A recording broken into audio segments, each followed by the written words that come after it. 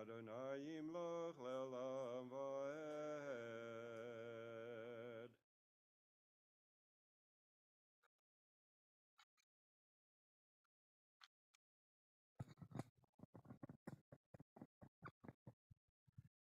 Titerem le'Yaakov chesed l'Avraham, Hashem nishpat alavotenu mekedem.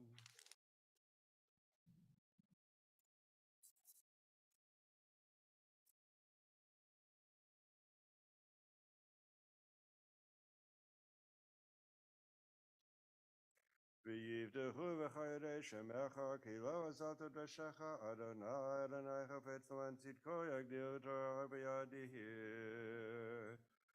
Yitkada Ashrei Yitkada Yitkada v'yitkada Shemei Rabba Ve'amadi v'akivutei Ve'michmachutei V'chayechon V'yomechon V'chayedecho V'Yisrael Pagalar V'zman Kariv Imu Amen Yesh Me'Rabba Me'Varach Le'elav L'Me'Almaya Yitbarach v'yishtabach v'yitbarach v'yitmar v'yitnaseh v'yitadar v'yitale v'yitalosh shemei gudisha b'richu le'elam in go b'chata v'shirata tushbata v'nechamata dameron ve'elmaha v'imu amen. Vani tfilati lecha Adonai et ratzon Elohim berov chastecha neni be'emet yishecha Vayehi ben Saron vayomer Moshe kum Adonai v'yavutzu oivecha v'yanusim esonecha mibanecha ki mitzion tetzei Torah dvar Adonai miYerushalayim Baruch natan Torah le'im Yisrael b'kdushato.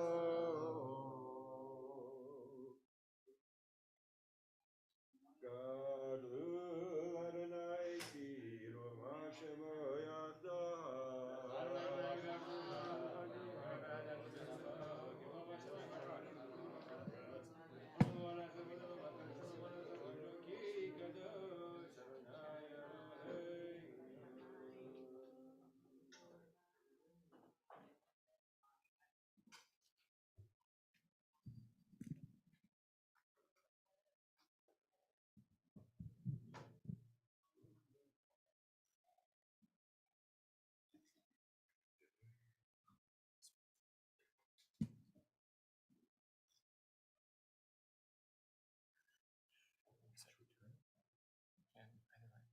Kind of sloping this way. That's the only thing. So we might as well just keep it like this. I'll come around that way.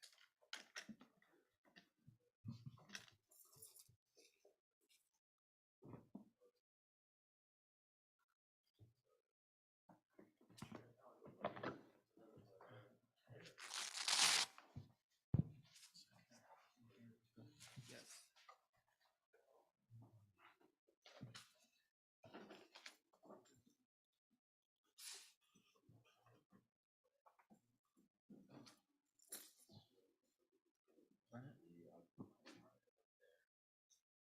The Torah reading for this upcoming week can be found on page 1185, Parshat Ha'azinu. We have one aliyah already given out. Are there other people with birth sites in the coming week that they wish to observe? First of all, with an al-male or with a aliyah. Seeing no one else, is there anyone who would like an aliyah? Bob, you should go for the aliyah. You're the Okay. star So today. you'll be the first aliyah, the second, and then the third aliyah. Great. Actually, do you mind? ותגלה ותרא מלכותו עלינו בזמן קרוב, ויחון פליטתנו פליטת עמו בית ישראל לכינו לחסר רחמים ורצון ונאמר אמן. הכל הבו גודל לאלוהינו תנו כבוד לתורה. יעמוד. Yisrael ben Shmuel Shmuel. Yisrael ben Shmeral. Shmuel Aliyah Rishona Baruch Shnatan Torah Le'amo Yisrael B'Kushato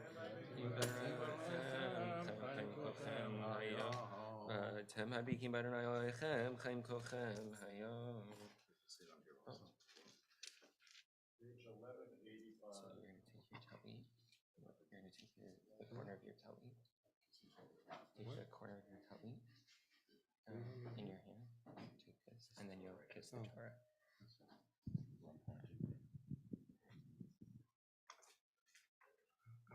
Baruch Adonai Hamirah. Baruch atah Adonai Eloheinu melech haolam asher b'charbanu mikol hamim v'natan lanu et torato. Baruch atah Adonai noten haTorah. Amen. Hazinu hashamayim ba'adabera v'tishma haaretz imrei fihi yarov kamatar lichi tizal katalim rati kisirim ale desha v'chirvivim ale esef ki shem Adonai ekra havu godel Eloheinu. It's over here.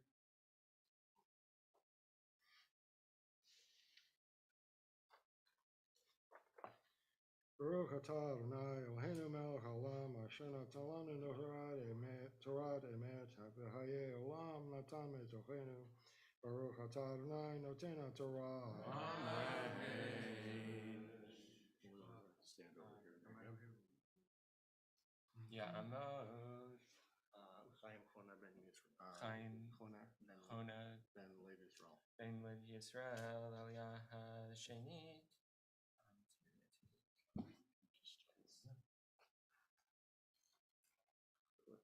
Hatsura.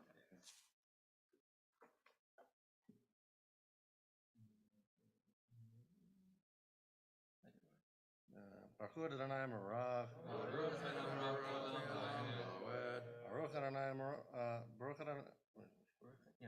Baruch Adonai Marach L'olam va'ed. Baruch atah Adonai Eloheinu melech haolam asher b'charbanu mikol ha'amim v'natan lanu et Torato. Baruch atah Adonai noten haTorah. Amen. Hatzur tamim pa'olo ki chol derachad mishpat el emunav yen avel tzadik v'yasharhu shichet lo banav mumam dor ikesh uftaltol hal Adonai tigmulu zot amnabav lo chacham haluhu avicha kanecha hu asacha v'chonenecha.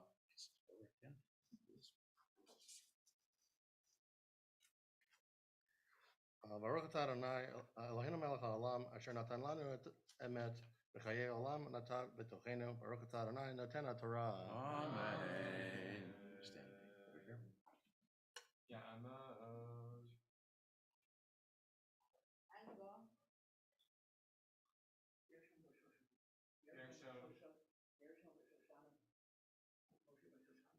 Ben Moshe v'Shoshana Aliyah Shlishit.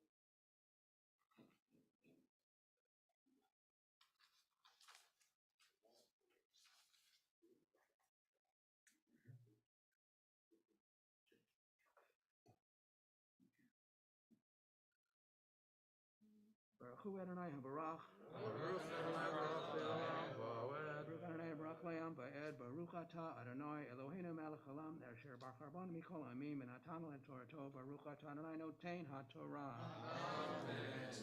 Amen. Zachor yamot olam binu shenot dor vador she'al avicha v'yagedecha zikenecha v'yamru lach v'hanchel elyon goyim hafrido b'nei adam yatsev gvulot amim l'mispar b'nei Yisrael ki chilek Adonai amo Yaakov chevel nachalato yimtzaehu b'eretz midbar uftohu yilel yishimon Yisavenu Yavon Enehu Yitzarenu Kishon Eno Kenesher Yair Kino Algos Alav Yirachev Yifros Knafav Yikachehu Yisaehu Alevrato Adonai Badad Yanchenu Vienimo El Nechar.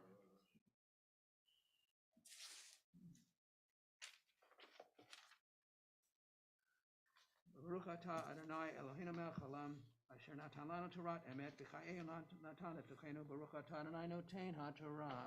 Amen. Someone is willing to do Hanpa and Leela.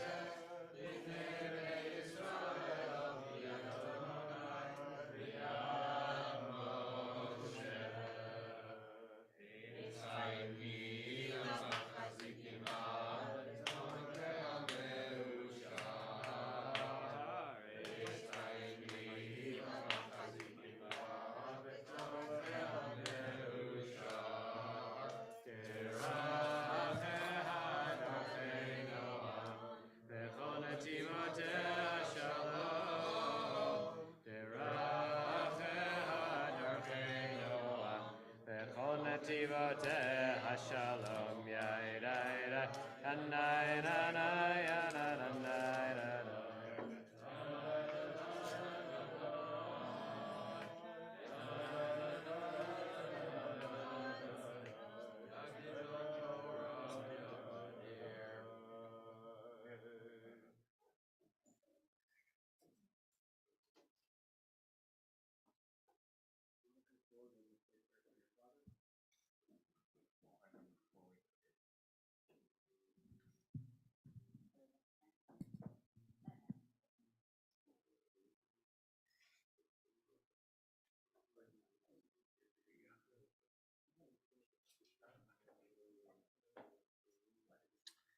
Come stand here. Okay. We're going to do an El Malei Rachmi memorial prayer, and this is the Yortzeit. How many years since your father passed away? September 27th last year, Just for finishing 1 year of mourning. Okay. And what was his name? at 2 in the morning.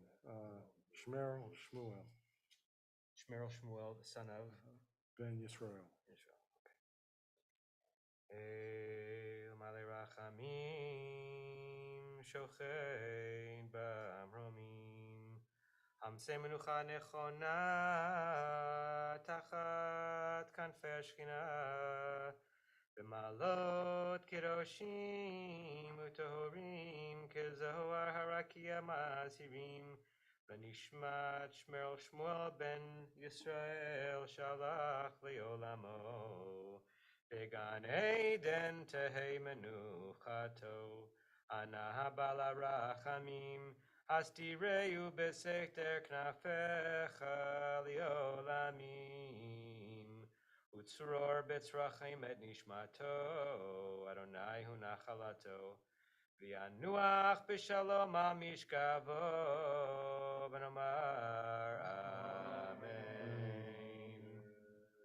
Is there a memory of your father that you'd like to share as you're commemorating his first Yortzeit? A memory?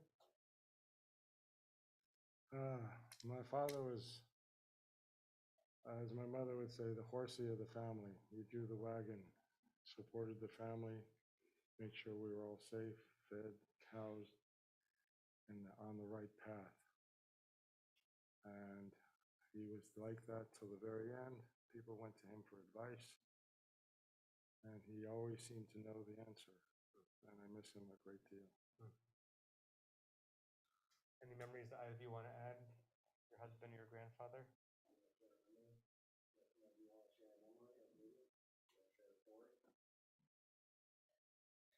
Yhi Zichro Baruch, may his memory be a blessing. May you find comfort in these rituals and in gathering together as a family and in community at his Yortzeit and, of course, throughout the year as well. May his memory be a blessing. Thank you.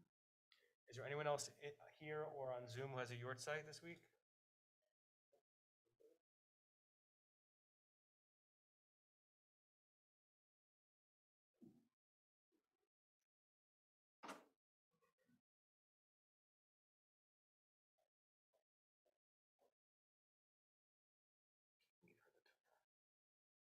If she can hold the Torah now. You want to hold the Torah? Yes. You're right, you're a lefty. I have a bad shoulder on this side. So. You okay? You Yeah, I'm okay? good. I'm good. You got it? I've got it. Who is this for? It's for my father, And his name? Yecheskel ben Elchanan. El Malei Rachamim Shochein B'Amromim Hamsei Menucha Nechona Tachat Kanfei Ashchina B'malot Kedoshim U'Tohorim Kezohar Harakia Ma'asirim Benishmat Yecheskel ben Elchanan Shalach Le'olamo Began Eden Tehei Menuchato Ana Bala Rachamim Hastireu Beseter Knafecha Liolamim Utzror Betzrachim Et Nishmato Adonai Hu Nachalato V'yanuach B'Shalom Al Mishkavo V'nomar Amen. Is there a memory of your father that's coming to you that you want to share? He was a special person to everyone who knew him. And we were told that since he died in the month of Elul, that made him the tzaddik that he was. Yhi Zichro Baruch, may his memory be a blessing to you this day and every day. Anyone else? Okay, so we'll give the Torah back to Alan, who's leading. We'll continue the service.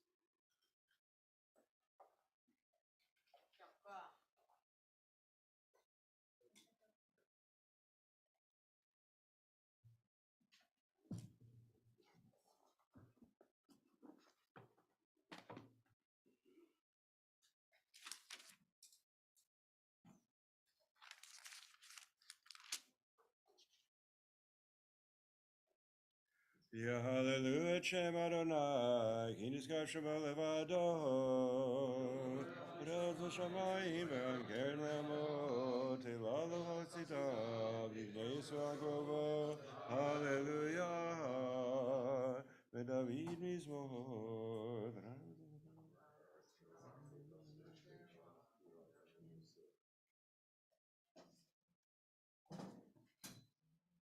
Susar Yoshechem, Subitchei Olam, V'yavo Melech HaKavod, Kyuza Melech HaKavod, Adonai Tzvaot, U'Melech HaKavod Selah, U'V'nucho Yamar.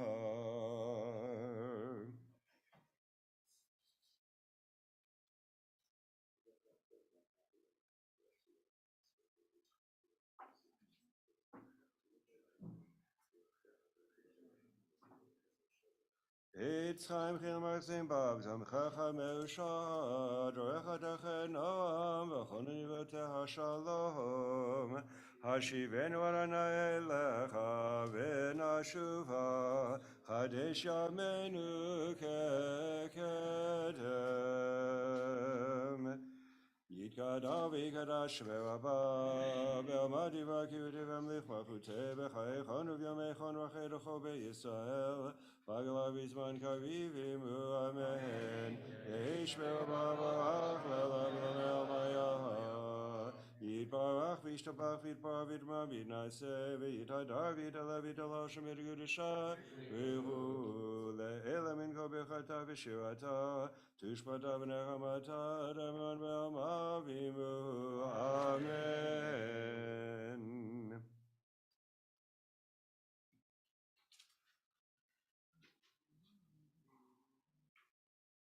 My copy begins on page 223.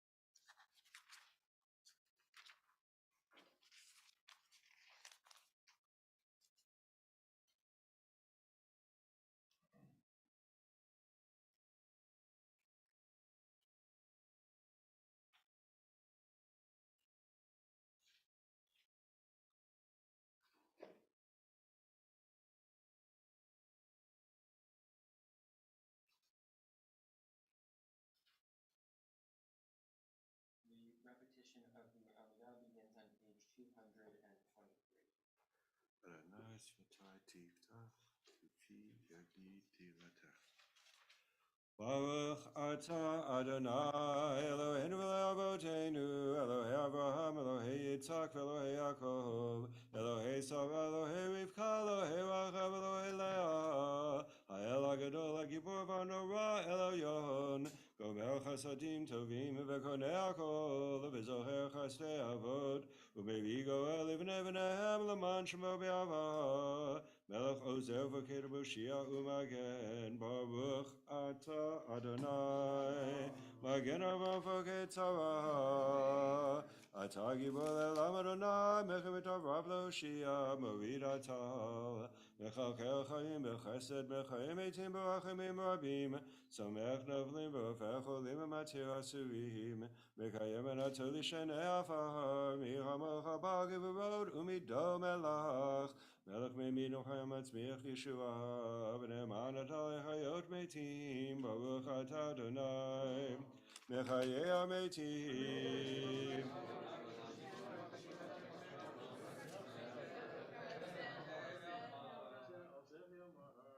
Mekadesh et Shimcha Ba'alam Kishem Shema K'dishim V'To B'Shmei Maro Mekakatu V'Yad Nevi'echa V'Karan Zeh El Zeh V'Amar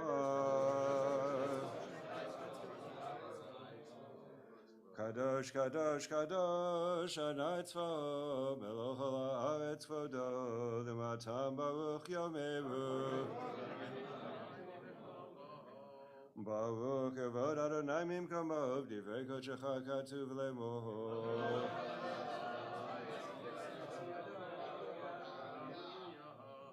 Yimelech Adonai le'olam, Elohai Tzion, L'dor v'dor, Hallelujah. L'dor v'dor nagigod lecha, L'netzach netzachim kedushatcha nakdish, V'shivacha Eloheinu, V'binu le'mush le'olam va'ed, Kel melech gadol v'kadosh atah, Baruch atah Adonai, Ha'el HaKadosh. אתה אחד ושמך אחד, ומקם חסוגו אחד בארץ, תראה גדולה, ועטר ישועה, יום מנוחה, וקדושה לעמך נתת, אברהם יגר, יצחק ירנן, יעקב ובניו ינוחו בו, מנוחת ארבע נדבה, מנוחת אמת ואמונה, מנוחת שלום ושלווה והשקט והבטח, מנוחה שלמה שאתה רוצה בה, יכירו בניך וידעו כי איתך היא מנוחתם, ועל מנוחתם יקדישו את שמך. אלוהינו ולאבותינו וצא במנוחתנו, קדשנו במצוותיך, ותן חלקנו בתורתך, סבנו מטובך ושמחנו בישועתך, וטהר ליבנו לעובדך באמת, והנחילנו על עיני אלוהינו בעבר וברצון שבת קודשך, ואנוכו וישראל מקדשי שמך, ברוך אתה אדוני מקדש השבת, וצא אדוני אלוהינו מעמך ישראל ותפילתם, והשבת עבר לדביר ביתך ותפילתם בבת תקבל ברצון, ותהי לרצון תמיד עבודה ישראל עמך, ותחזינה עינינו ושובך לציון ברחמים, ברוך אתה אדוני המחזיר שכינתו לציון, מודים אנחנו לך שאתה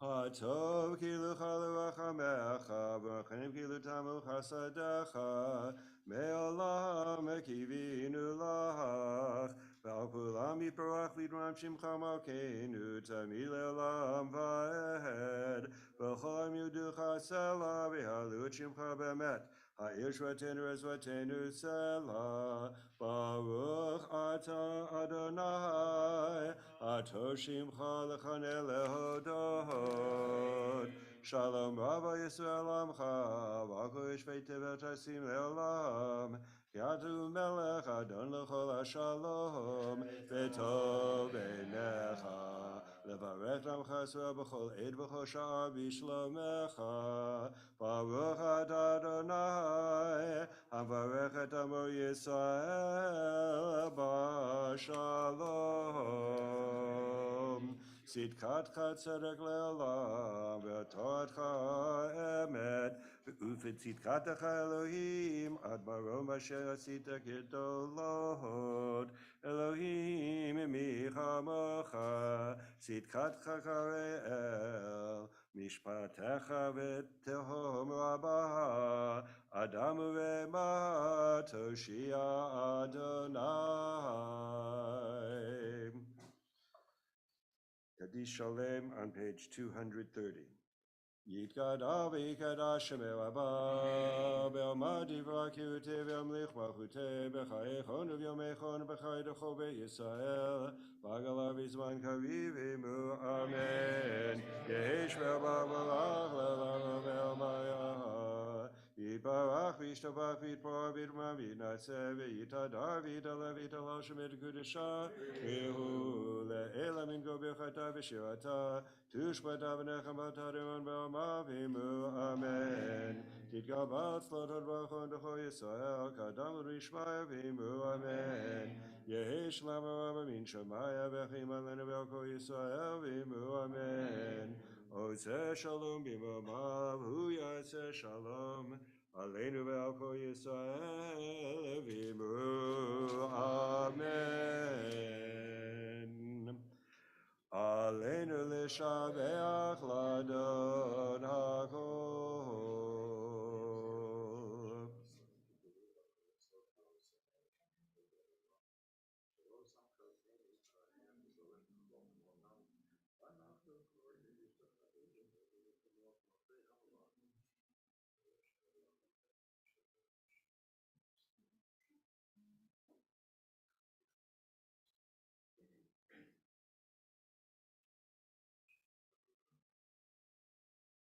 Kakatu b'tatecha Adonai yimloch le'olam va'ed v'nemar v'haya Adonai le'melech al kol haaretz v'yom ha'u yeh Adonai echad u'shemo Ushemo Echad. Kaddish Yatom, Mourner's Kaddish, is found on page 232. Yit Gadal v'yit Kadash Shemei Rabbah. Be'alma divra kirute ve'amlich malchute ve'chayechon uvyomechon uvchaye dechol beit Yisrael ba'gala uvizman kariv ve'imru amen. Yehi shmei rabba mevarach le'olam elomei almaya yitbarach v'yishtabach v'yitpoar v'yitromam v'yitnaseh v'yitadar v'yitaleh v'yitalal shemei dekudesha b'richu le'ela min kol birchata v'shirata tush bechata v'nechamata da'amiran be'oma v'imru amen. Yehi shlama rabba min shemaya v'chayim aleinu ve'al kol Yisrael v'imru amen. Oseh shalom b'momav hu yaseh shalom aleinu ve'al kol Yisrael v'imru amen. Please feel free to grab some food. We'll do a little bit of learning in a few minutes, and then wrap up with my read afterwards. But please, the page is open. For those of you who didn't hear my announcement on Zoom, we're going to take a few minutes to grab some food, and then we'll reconvene here in a few minutes.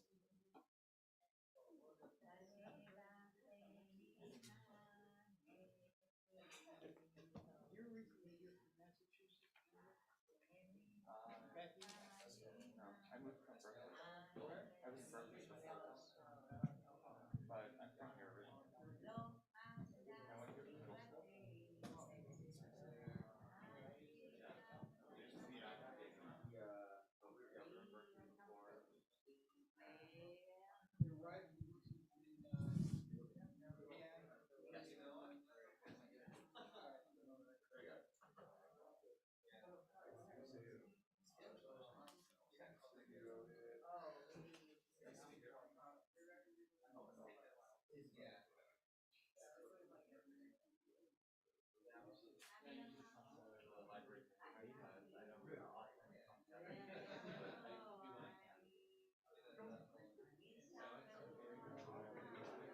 It's very calm atmosphere around. You're a liar. You're a liar. I will honestly say that compared to how I expected to feel, I do feel peaceful. Yes, that's for sure. I also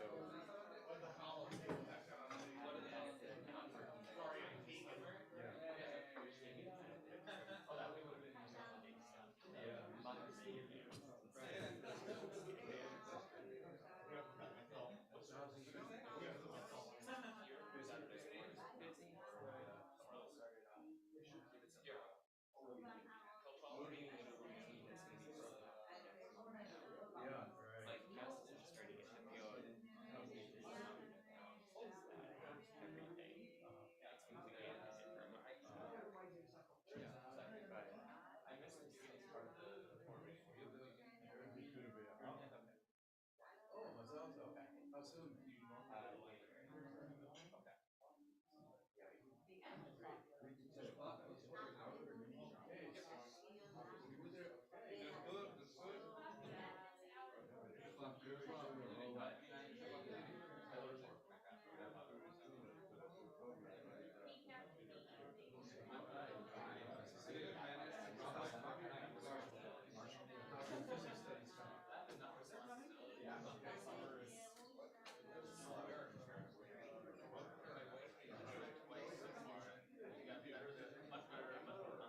January.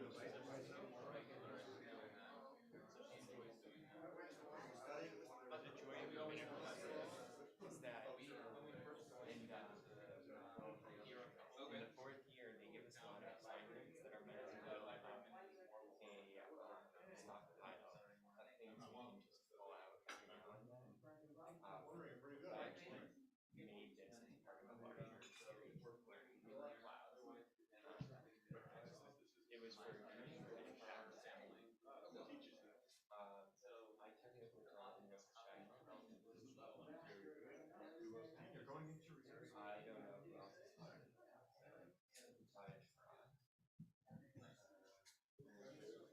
Yeah. So he had for our final project we were supposed to come up with a board class. Yeah. He had to come up with a board session course. And I used it as an opportunity for some sort of festival learning. And I knew that I would never have the time to I've never seen it or it anywhere would else. be very difficult to find the time to It's do very that. special. So this is the last session. It's Normally sort of a like core shell session pasta. on the last story. Oh, that's right. Yeah, so Yeah. They come around every year. They come around every year. Clockwork. Just like sorry about that. I mean, I didn't know which one to do. no. What's going No. on? So when I saw her like ramped up coming up, I thought that was him volunteering to do it. He was going to do it about Molly, and so Usually I do that.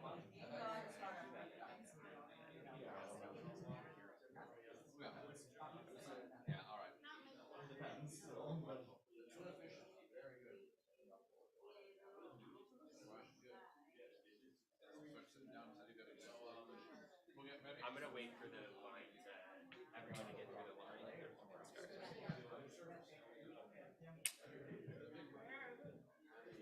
Are you working on mushrooms? so you like that? Yeah.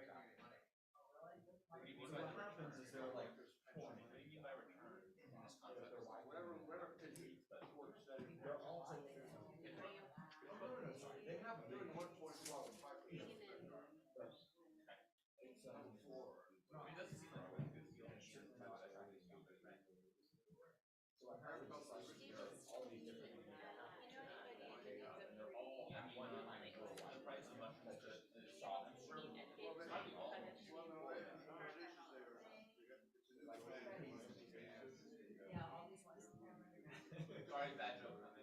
Talking about mushrooms has been around forever. Mushrooms are a fungi-like plant. I know exactly what you meant.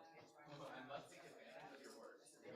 My rule is no matter what you say is how you say it, and I'm gonna take advantage fully. I hope so.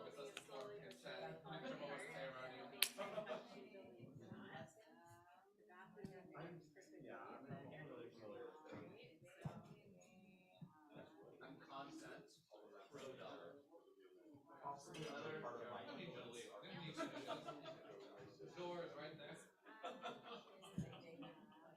We're just going to give everyone another minute or two to finish grabbing some food, and then we'll get started. I see several doors here.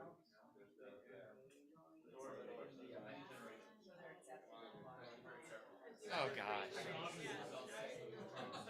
I will. Thank you. Thank you for your restraint to save me from your insanity. What I'm gonna work on is trying to. I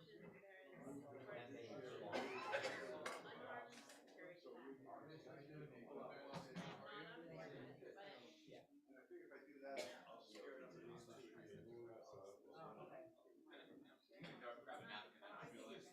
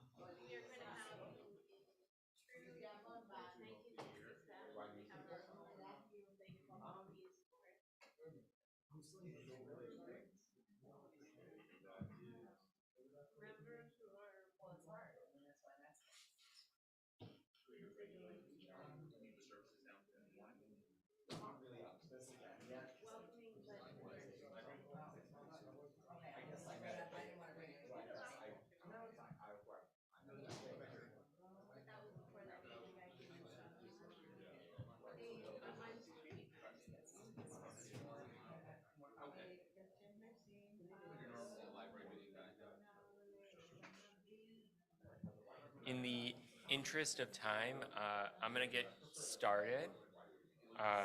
Feel free to grab food throughout, though, and if you're grabbing food, please take. Judaism is not a religion that promotes hunger. Well, but for a couple of days of the year, Judaism is not a religion that promotes hunger on the Sabbath, at least on a regular basis. So there should be some source sheets around if they haven't all got. I kind of just threw them out in a few piles. So if you want, please grab from the piles. A little bit of background as those are getting passed around. So they're fairly thick. They're no, that doesn't look like it. It's it should be.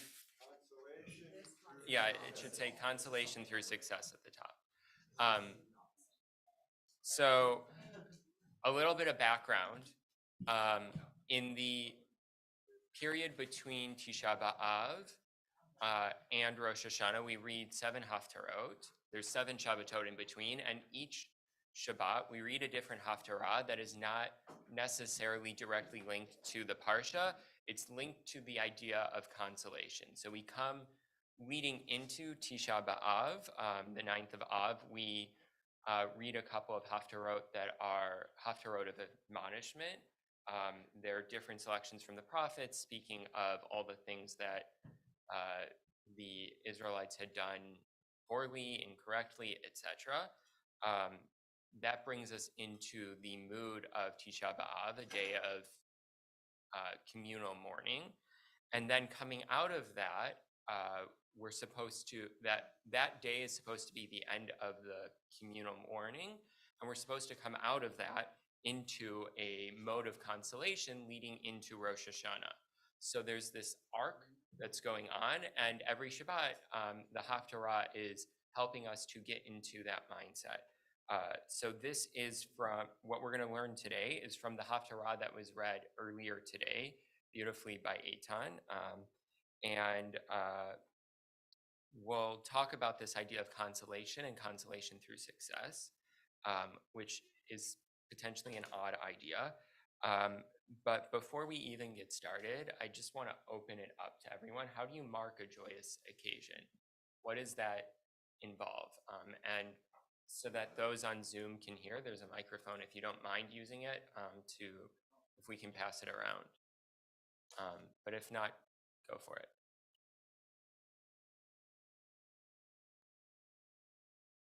How do you mark a joyous occasion? Food, shechianu, this idea of gratitude. Wonderful. Other thoughts? No one has a party? You invite guests. You share in that joyous occasion with other people. You don't keep it to yourself. And so that's joyous occasions in general. We're thinking maybe birthday parties, things like that.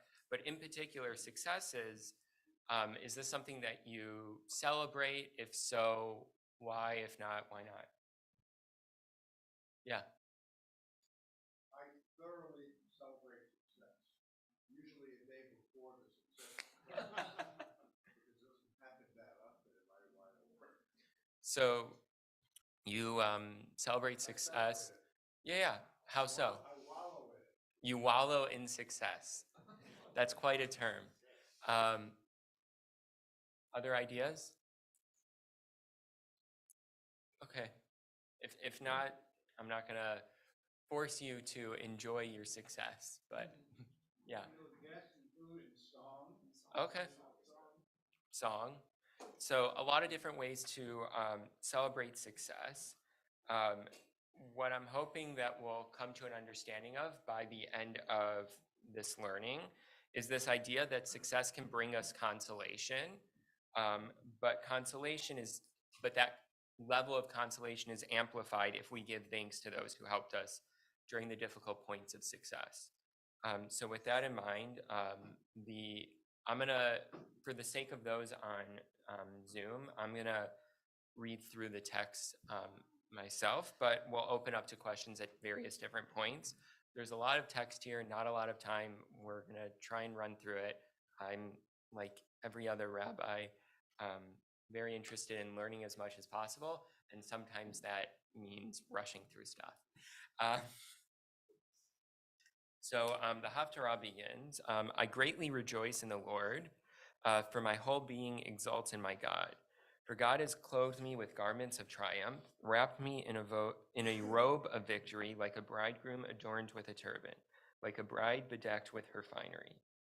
So this is like one understanding of rejoicing in God, but in general, what does success feel like? Like, what are the emotions that you connect to success? Elation. Sometimes it can be surprise. Yeah, there are plenty of times where I'm like, wow, I didn't expect that to work out. Joy. Relief. This idea of it's finally over. We got through the chagim. We can now like actually sit and enjoy. Not to say that the chagim are not joyful, but they can be a lot sometimes. I'm glad you appreciated that at least.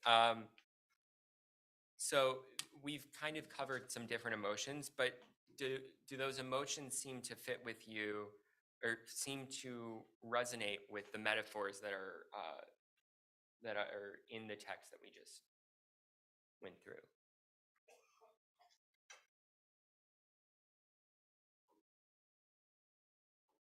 Yeah. Well, it's easy sometimes when something is successful to think that you did it all yourself, and sometimes maybe you did do it all yourself, but it's important to remember that you look at it a little differently. Maybe you got some help from God, from other people, so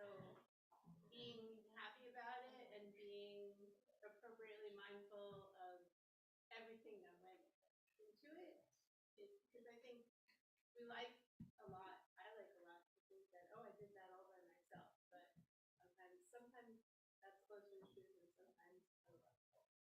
For sure. There's this idea of sometimes it's very easy to sit in the success as being our own success, even in the cases where we were the only ones actively involved in that action, there were others there behind us at some other point that brought us to the ability to do it on our own. Success is very rarely, if ever, something that's truly only achieved by one person. Oftentimes you'll see at like football games, it's the MVP always of the Super Bowl always seems to be the quarterback. And the quarterback is only successful with good wide receivers and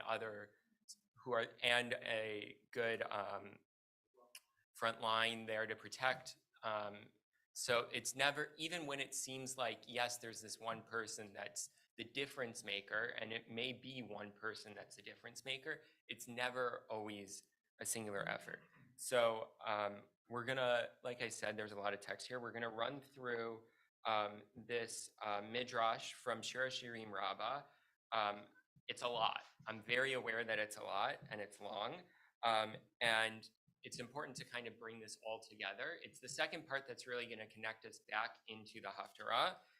But this first part is what's going to help to actually bring the ideas that I'm trying to bring through. So please just stay with me here. It starts out, Devar Acher, another matter, let us exult and rejoice in you. We learned there, if a man marries a woman and stays with her 10 years and she has not given birth, he may not remain idle. Rabbi Edi said there was an incident involving a certain woman in Sidon who stayed with her husband 10 years and she did not give birth. They came to Rabbi Shimon ben Yochai and sought to separate from one another. He said to them, by your lives, just as you came together with food and drink, so too you shall separate only with food and drink. So the idea being brought up here, just as a backstory, is there's this idea that potentially if a couple isn't able to have kids, and it's something that they're trying for, at the end of 10 years, they have the ability to say, one of the purposes of this union was procreation. It's not working out. If the rabbis have this understanding, which we know to not be medically accurate, that it was always on the woman. And therefore, after this moment, if the man still wants to have children, he can go and look for someone else to be able to have children with. That's the whole backstory on this, just so you're aware why this is even being brought up. So this couple then, they followed his advice and made a celebration for themselves, made a great feast, and she got him to drink in excess. When he was in good spirits, he said to her, my daughter, see any good item I have in the house, take it and go to your father's house. What did she do? After he fell asleep, she motioned to her servants and maidservants and said to them, carry him in his bed and take him to my father's house. At midnight, he awakened from his slumber after his wine had abated. He said to her, my daughter, where am I? She said to him, in my father's house. He said to her, what am I doing in your father's house? She said to him, is this not what you said to me in the evening? See any good item I have in the house, take it and go to your father's house. There is no item in the world better for me than you. They went to Rabbi Shimon ben Yochai, and he stood and prayed for them, and they were remembered. Which is to say that they were eventually able to have a child, to teach you that just as the Holy One, blessed be he, remembers the barren, so too the righteous cause the barren to be remembered. So what is the message of this midrash?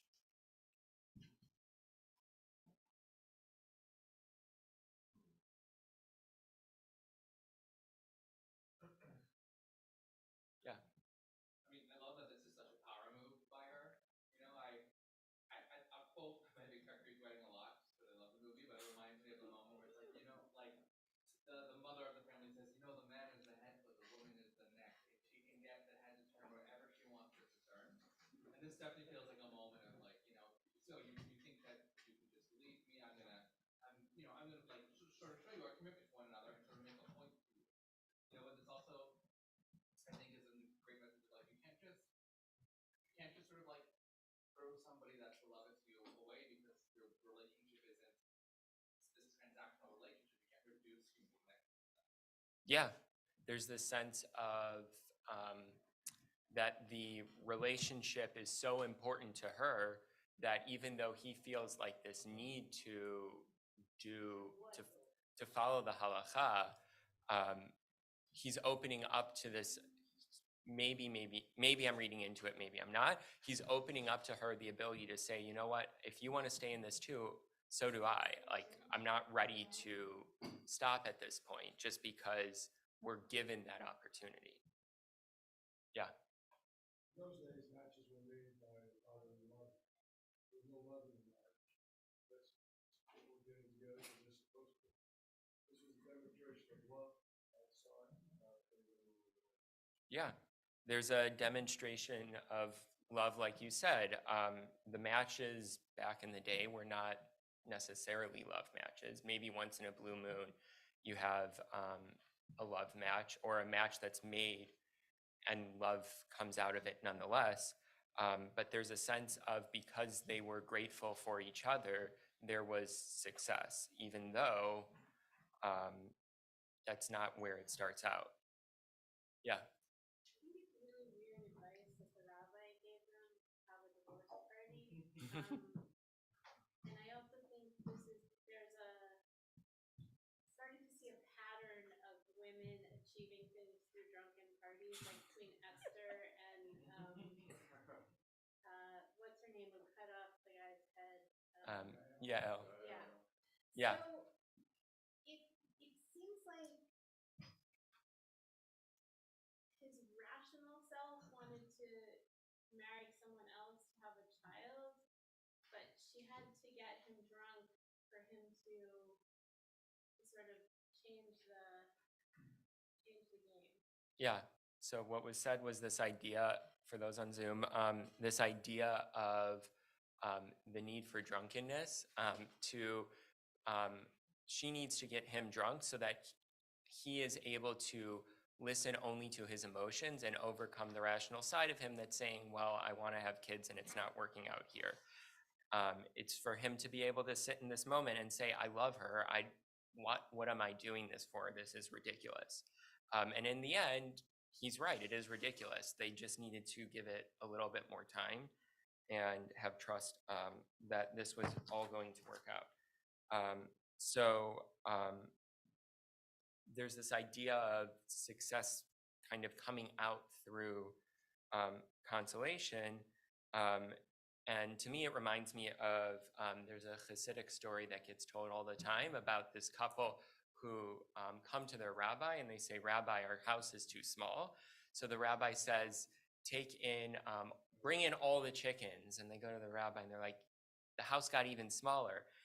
And the rabbi says to them, bring in all the cows to the house as well. They say, Rabbi, what are you talking about? It's even smaller now. And then the rabbi says, take everything out. And they're like, oh my gosh, Rabbi, you're right. Our house is huge. The house never changed. What changed was their mindset about the moment and this idea of being consoled through the idea of appreciating what they already have. Real quickly, where this midrash then goes. Additional matters may be inferred a fortiori, like this idea of if this, then that. I think I'm so used to just saying all the more, if this, because this is true, all the more so this is true. If a flesh and blood woman, because she said to another of flesh and blood, there is no item in this world better for me than you, was remembered, Israel, who are waiting for the salvation of the Holy One, blessed be he every day, and say, there is nothing good in the world other than you, all the more so. That is, let us exalt and rejoice in you. This is analogous to a noble woman whose husband, the king, her sons, and her sons-in-law went to a country overseas. Her servants told her, your sons have come home. She said, what do I care? Let my daughters-in-law rejoice. They said to her, your sons-in-law have come home. She said, what do I care? Let my daughters rejoice. They said to her, your husband, the king, has come home. She said, this is complete joy, joy compounded by joy. So too in the future, the prophets will come and say to Jerusalem, your sons will come from afar. And it will say to them, what do I care? The prophets will then say, your daughters are carried on the side, and it will say to them, what do I care? When they say to it, behold, your king is coming to you righteous and victorious, it says, this is complete joy. As it is written, rejoice greatly, daughter of Zion. Behold, your king is coming to you. And it is written, sing and rejoice, daughter of Zion, for behold, I am coming. At that moment, it says, I will be gladdened in the Lord. My soul will exult in my God, which is what we had said at the beginning. So there's this sense in the text that thankfulness, gratitude can lead to a certain consolation and for the difficulty that's endured to get to that point, which can sound crazy at times, I'm very aware. But I want to end on the note that the Haftarah ends on, and then hopefully wrap things up. So it ends on this note, I will recount the kind acts of the Lord, the praises of the Lord, for all that the Lord has wrought for us, the vast bounty to the house of Israel that he bestowed upon them, according to his mercy and his great kindness, to which Ibn Ezra comments, I will mention, the wise of Israel will then acknowledge the great number of benefits bestowed upon them by God at the departure from Egypt, during the exile, and in their deliverance and restoration to their own country. So we've kind of covered this to a certain extent, but why would this Haftarah, which is talking about success and gratitude and all that, end with mentions of God?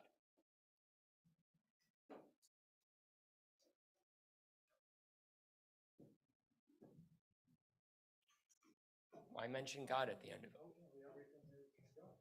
Yeah.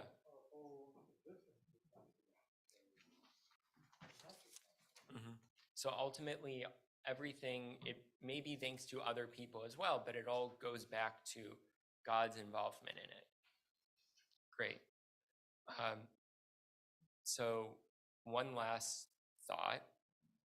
Think of a time when you helped someone achieve a goal and you thanked them or when someone helped you, achieve a goal and you thanked them for that help.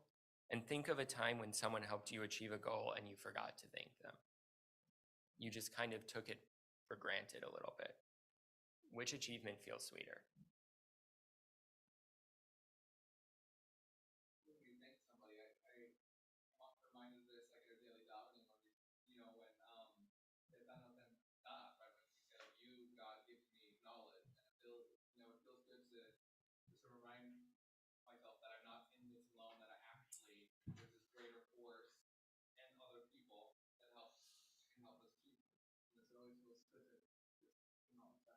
Yeah, acknowledging others feels good.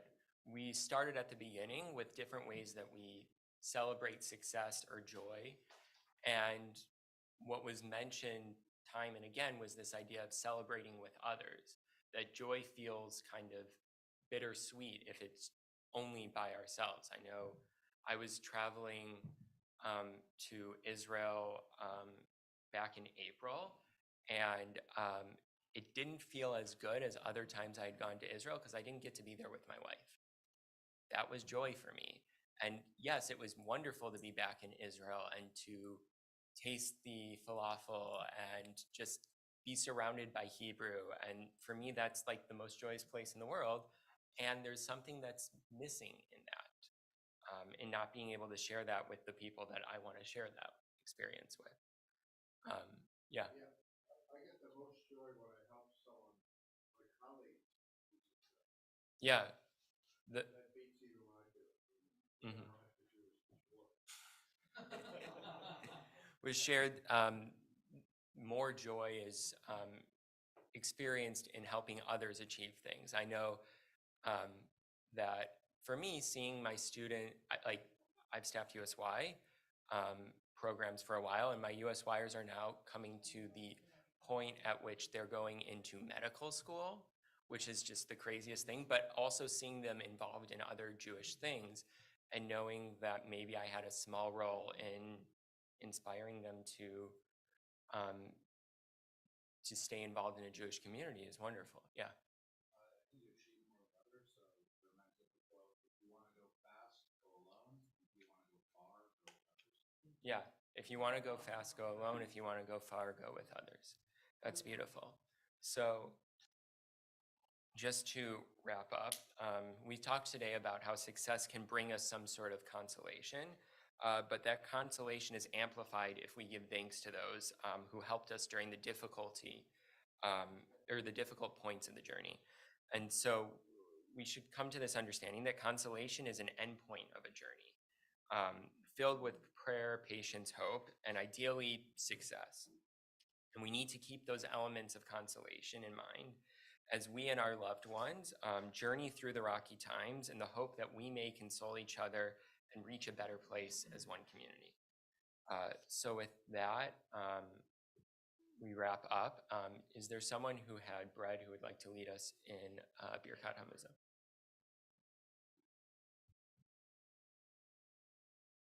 I ate nothing, so I don't think I can be the one to Birkat Hamazon. Anyone?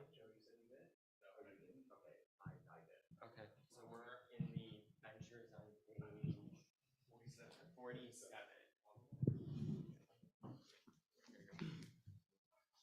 Sure, Hamala too? Yeah.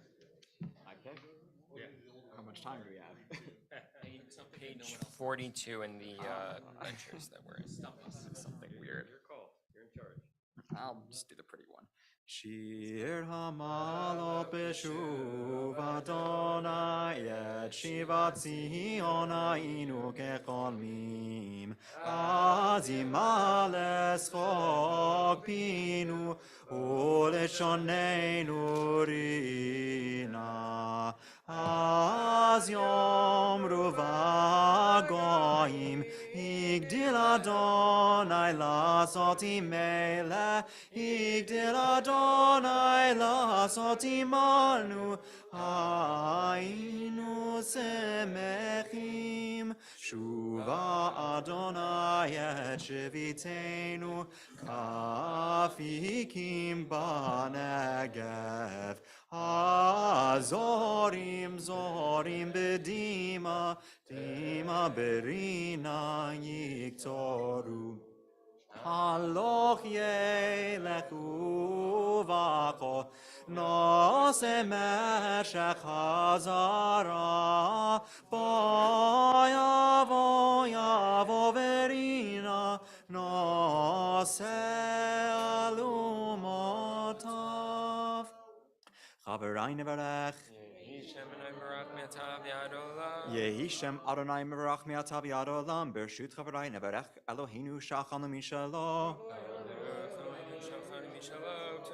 Baruch Eloheinu Shachanu Mishalo Tuvah Chainu Baruch Baruch Shema Baruch Atah Adonai Eloheinu Melech HaOlam Azan et HaOlam Kulo B'tuvo B'chein B'chesed U'brachamim Hu noten lechem lechol basar Ki le'olam chasto Uv'tuvo hagadol Tamid lo chasar lanu Ve'al yachsar lanu Nazon le'olam va'ed Ba'avur shemo hagadol Ki hu elzanu parnes lakol U'meitiv lakol U'mechin mazon lechol briotav asher bara Baruch atah Adonai Hazan et hakol No delech Adonai Eloheinu Hashem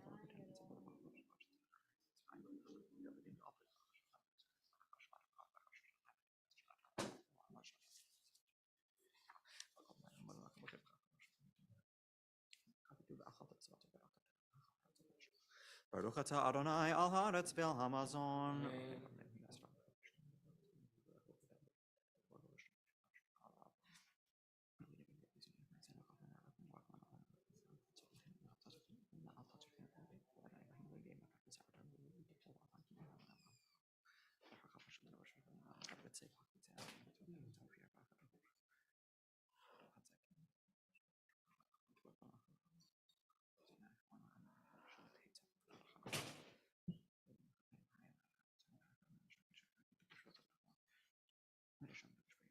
Baruch atah Adonai bo'oneh v'rachama v'Yerushalayim. Amen.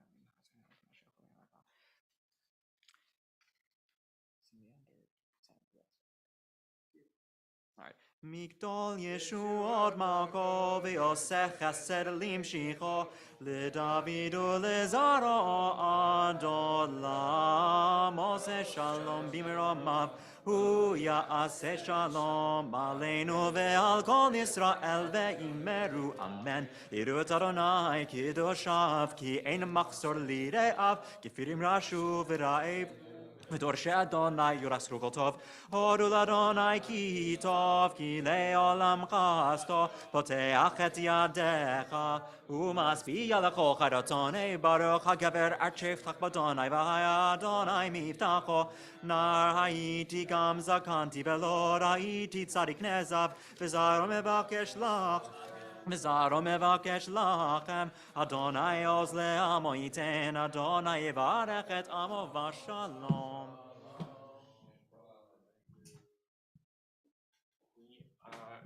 We are going to continue with Ma'ariv, which can be found on page 264 in the Siddur Lev Shalem. Okay. Let me find a page. Page 38 for Kaddish Rabbanan.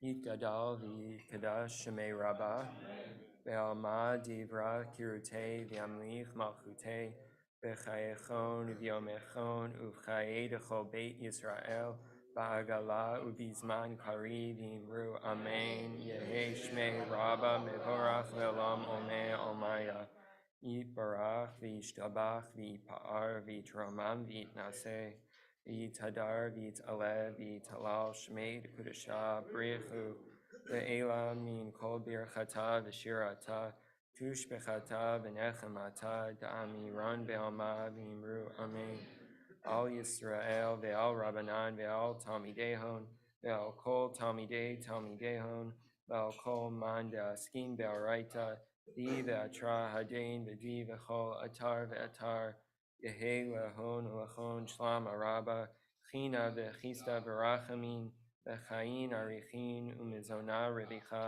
u'for kana mikadam avahon divishmaya v'imru amen. Yehei shlam araba min shemaya, v'chaim tovim aleinu ve'al kol Yisrael v'imru amen. Oseh shalom b'mromav, hu brachamav ya'aseh shalom, aleinu ve'al kol Yisrael v'imru amen. Ma'ariv can be found on page 264. We'll rise after saying the Baruch Hu. You may be seated until we rise again on page 269 for Chatzi Kaddish, following which we'll say a silent Amidah. V'hurachum yekaper avon v'lo yashchit v'hirba lahashiv apo v'lo ya'ir kol chamato Adonai Hoshia HaMelech ya'anenu v'yom koreinu Baruch Hu et Adonai Hamvorach Baruch Adonai Hamvorach L'olam va'ed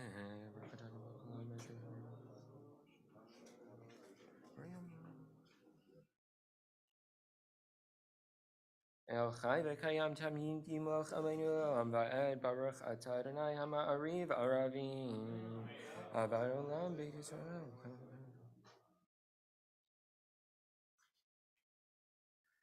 V'avatcha al tasir mimenu le'olamim Baruch atah Adonai ohev amo Yisrael. Shema Yisrael Adonai Eloheinu Adonai Echad.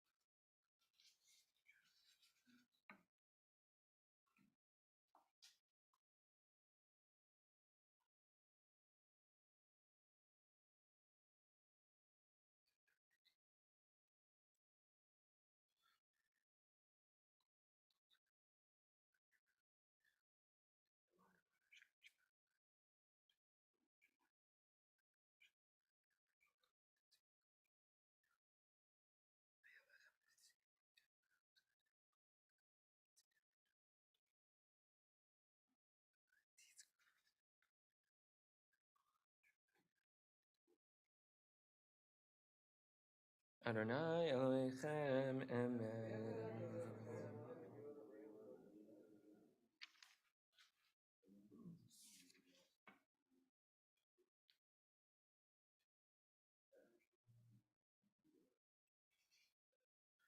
Umalchotam baratam kiblu alehem Moshe Miriam b'nei Yisrael lechandu shira b'simcha rabba v'amru chulam mi chamocha belim Adonai mi kamocha nedar b'kodesh norati lo tosef eleh malchutecha ra'u v'anecha bokei yam lifnei Moshe ze'ili anu v'amru Adonai yimloch le'olam va'ed v'ne'emar ki fada Adonai et Yaakov ugo alo miyad chazak mimenu Baruch atah Adonai Ga'al Yisrael Hashkiveinu Adonai Eloheinu l'shalom. Amen.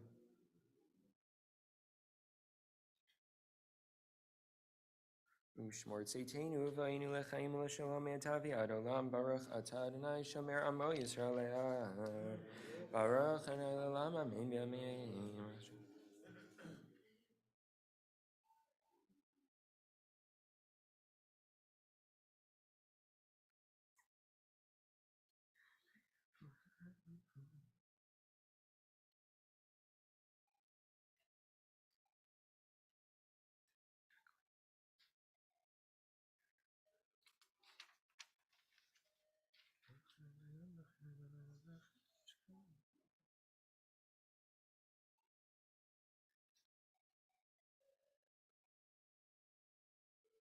Ki hamalchut shelcha hi ulayom me'ad timloch bechavod ki in lanu melech ela ata Baruch atah Adonai hamelech bikvodo tamid yimoch aleinu l'olam va'ed ve'al kol ma'asav Yikadav yikadash shemei rabbah ve'almad divra kirtei v'amlich malchutei b'chayechon u'vyamechon u'chayidecho beit Yisrael ba'gala v'zman kariv imru amen Yehi shmei rabbah mevorach le'olam me'omaya Yiparach v'yishtabach v'pa'ar v'tormam v'yitnaseh v'tadar v'taleh v'talal shmei dekudesha b'rechu ve'ela min kol birchata v'shirata tush b'chata v'nechemata da'amiran be'alma v'imru amen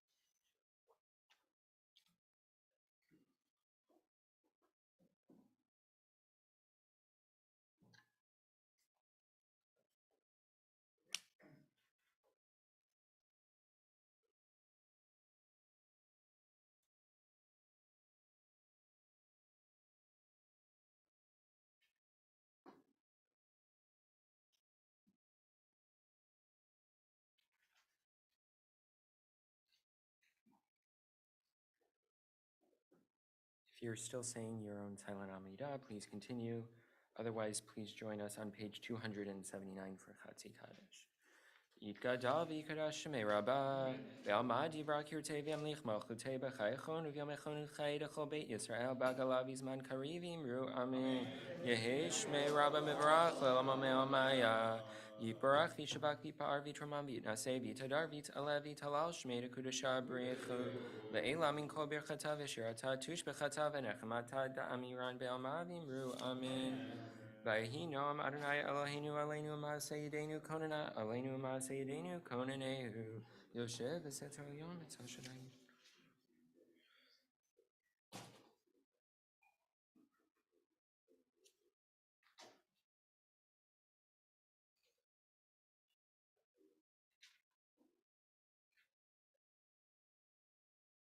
Yikra'eni ve'enehu imo anochi b'torah achlatei va'ach b'dehu orech yamin asbiehu v'arehu b'shuati orech yamin asbiehu v'arehu b'shuati. Hold the page, but turn back to page 216, and we're at the towards the top of the page. Va'ata kadosh yoshev tilo Yisrael v'karazeh el zeh v'amar kadosh kadosh kadosh Adonai tzvaot melech haaretz kevodo.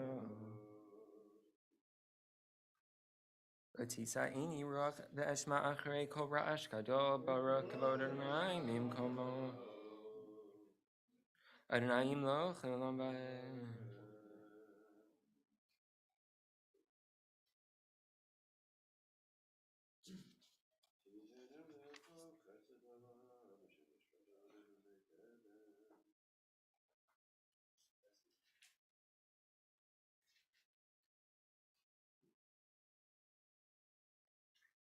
Vayivdechu v'chayodeh shemecha ki lo azafta dorshecha Adonai Adonai chafetz l'man tziko yagdil Torah v'yadir. We turn back to page 280 for Kaddish Shalom. Yikadal v'yikadash shemei rabba ve'alma dibra kirtei v'yamlich malchutei v'chayechon v'yamechon v'chay dechol beit Yisrael b'agala uvizman karivim ru amen. Yehi shemei rabba mevarach l'olam almaya.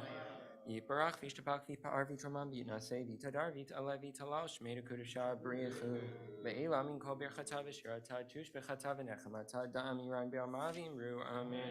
Tikabal sloton v'oton v'chol Yisrael kadam avahon v'shmaya v'imru amen. Yehi shlama rabba min shmaya v'chaim alinu v'kol Yisrael v'imru amen. Oseh shalom b'imrama v'yaseh shalom alinu v'kol Yisrael v'imru amen. Aleinu l'shabeach l'Adonai.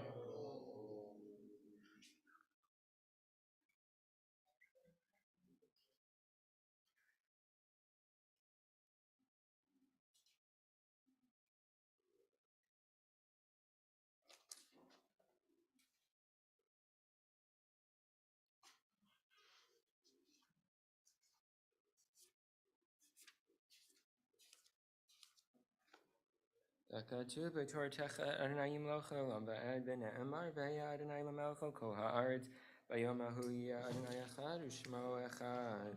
Hold the page again. We'll turn back to page 59 for the psalm for the season, and then we'll turn ahead for Kaddish Yatom.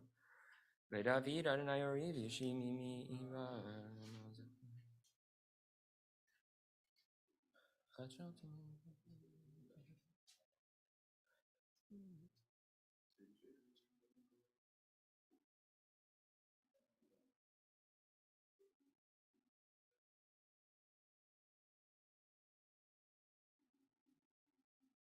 Ulei hamanti l'rok b'tuv Adonai be'eretz chaim kavei el Adonai chazek v'yametz libecha v'kavei el Adonai. Kaddish Yatom is found on page 282. Yid gadal v'yid kadash shemei rabba ve'alma divra kirutei v'yamlich malchutei v'chayechon uvyomechon u'chayei d'chol beit Yisrael Ba'agala uvizman kari v'imru amen. Yehi shmei rabba mevarach le'olam omei omaya. Yitbarach v'yishtabach v'yitpa'ar v'yitromam v'yitnaseh v'yitadar v'yit'aleh v'yithalal shmei d'kudasha b'richu ve'ela min kol birchata v'shirata Tushbechata v'nechamata da'amiran be'alma v'imru amen. Yehi shlama rabba min shemaya v'chaim aleinu ve'al kol Yisrael v'imru amen. Oseh shalom b'imromav hu ya'aseh shalom aleinu ve'al kol Yisrael v'imru amen.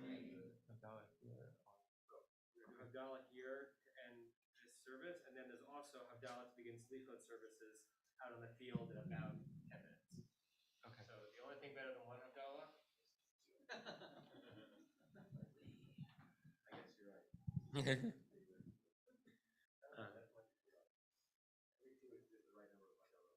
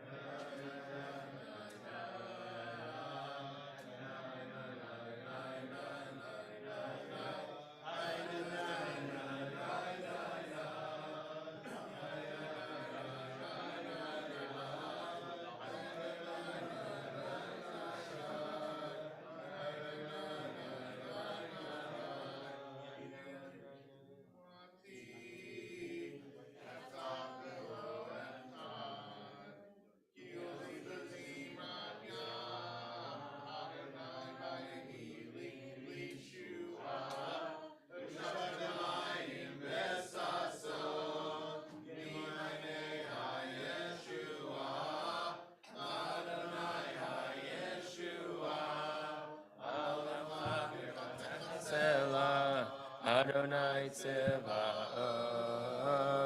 Imanu Mizgav Lanu Elohei Yaakov Selah Adonai Tzevaot Ashrei Adam Boteach Ba'ach Adonai Hoshia Hamelech Yaneinu V'yom Koreinu LaYehudim Ha'ita Ora V'simcha v'sason V'kar Tintiye Lanu Kos Yeshuot Esa U'v'shem Adonai Ekra Nay, nay, nay, nay, nay, nay, nay, nay, nay, nay, nay, nay.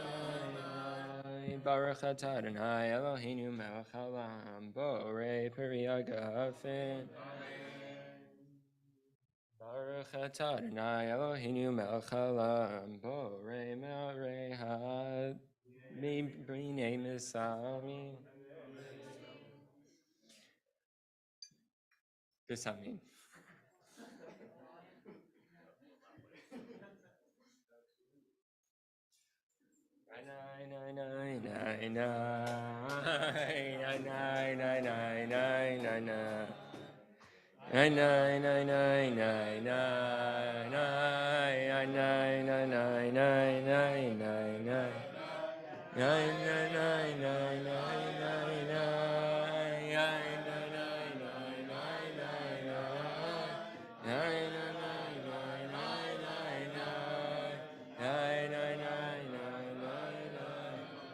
Baruch atah Adonai Eloheinu melech haolam borei merei haish.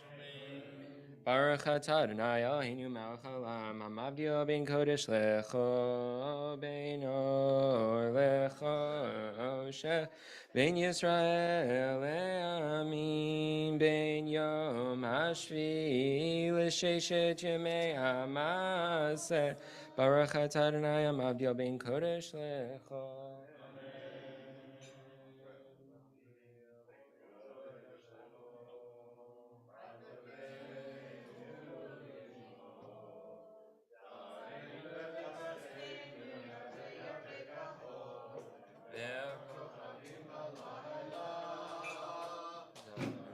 V'chaspeinu yarbe yarbe kacho ve'akochavim b'layla Shavuatov, Shavuatov, Shavuatov, Shavuatov, Shavuatov, Shavuatov, Shavuatov, Shavuatov.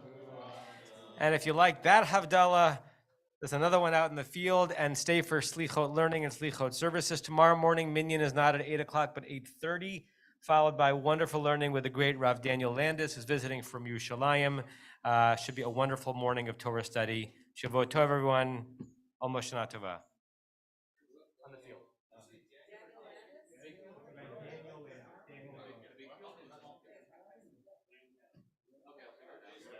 Shavot Tov.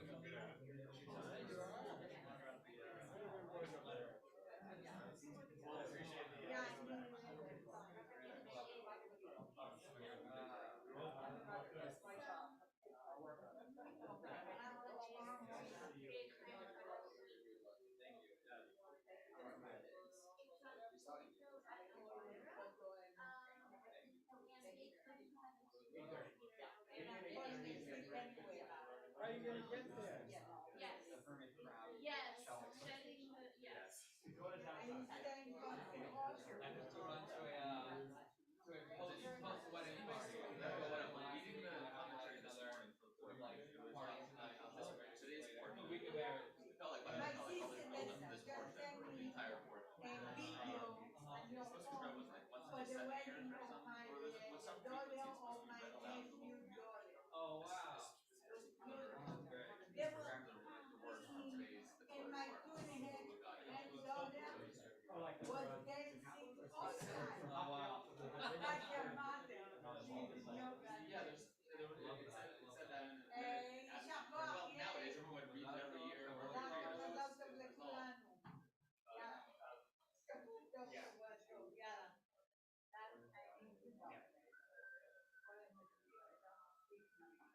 3 years, so it's resolved.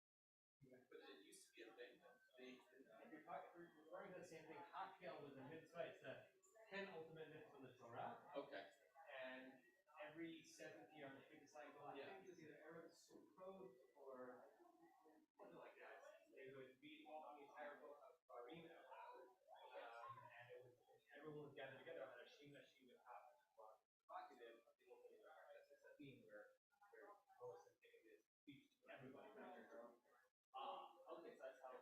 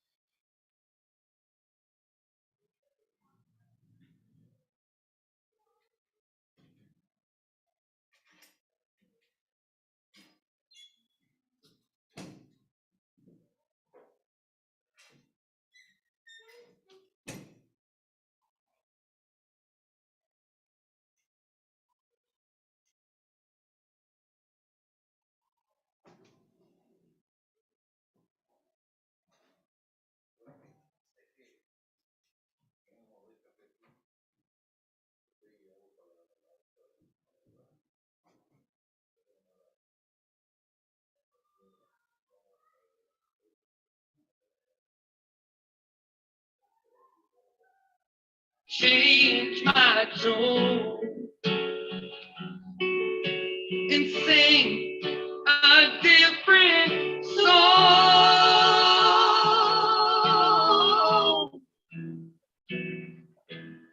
When I look around me, what's it gonna take to change?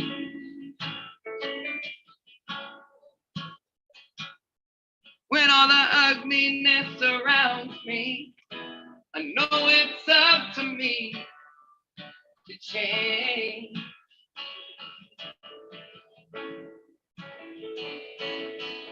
Now when I look around me, what's it gonna take to change?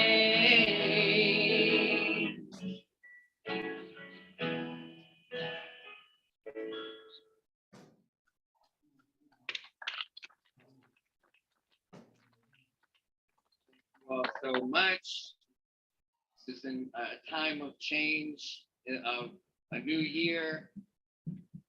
We're moving into a new season here, and joining of these two communities, looking out at all your smiling faces in this beautiful evening.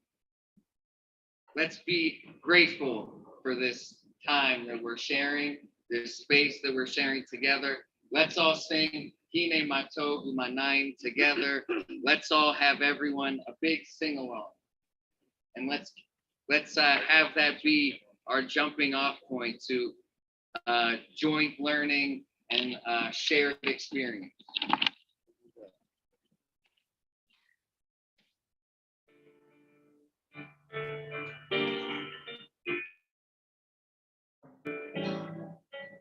Yep. Hine Matov Umanaim Shevet Achim Gam Yachad. Hine Matov Umanaim Shevet Achim Gam Yachad.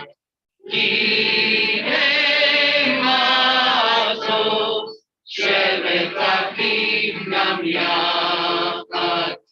Hine Matov Shevet Achim Gam Yachad.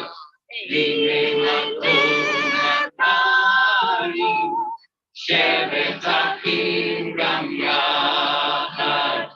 Hine Matov Umanaim Shevet Achim Gam Yachad. Hine Matov Shevet Achim Gam Yachad. Hine Matov Shevet Achim Gam Yachad. Hine Matov Umanaim Shevet Achim Gam Yachad. Hine Matov Umanaim Shevet Achim Gam Yachad.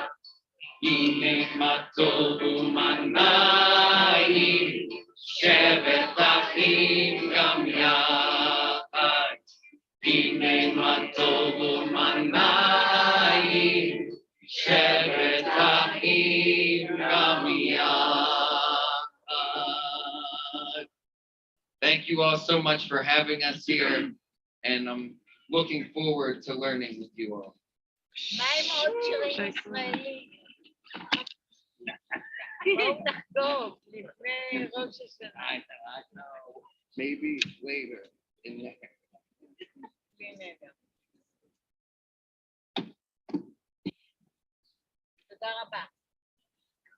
Thank you. Thank you. I want to say thank you again to our guests, but really our friends of Beit Tshuva, and it's wonderful. Hine Matov Umanaim to reunite. It's really a special thing to have a reunion with dear friends. We spent many years learning together on the rooftop just up over there. Maybe some of you remember those years. Here we are out on Ziring Family Field and enjoying this nice, balmy Los Angeles evening together. And in a reunion time, sometimes we begin with a blessing. And that blessing is a blessing of Shechianu. I'm going to invite us to recite that blessing because it's a blessing that we're going to study. I'm going to share some study sheets with you. So hold on just one second so you can have the text in front of you.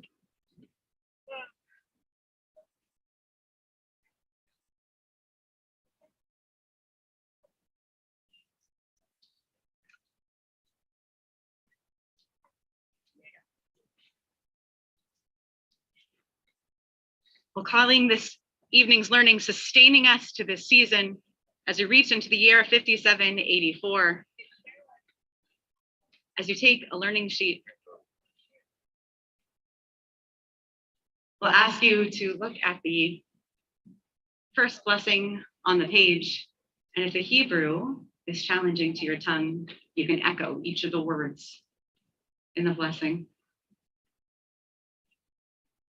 And we'll say together, Baruch atah Adonai Eloheinu melech haolam, shehechianu v'kiyamanu v'higianu la'zman hazeh. We thank God for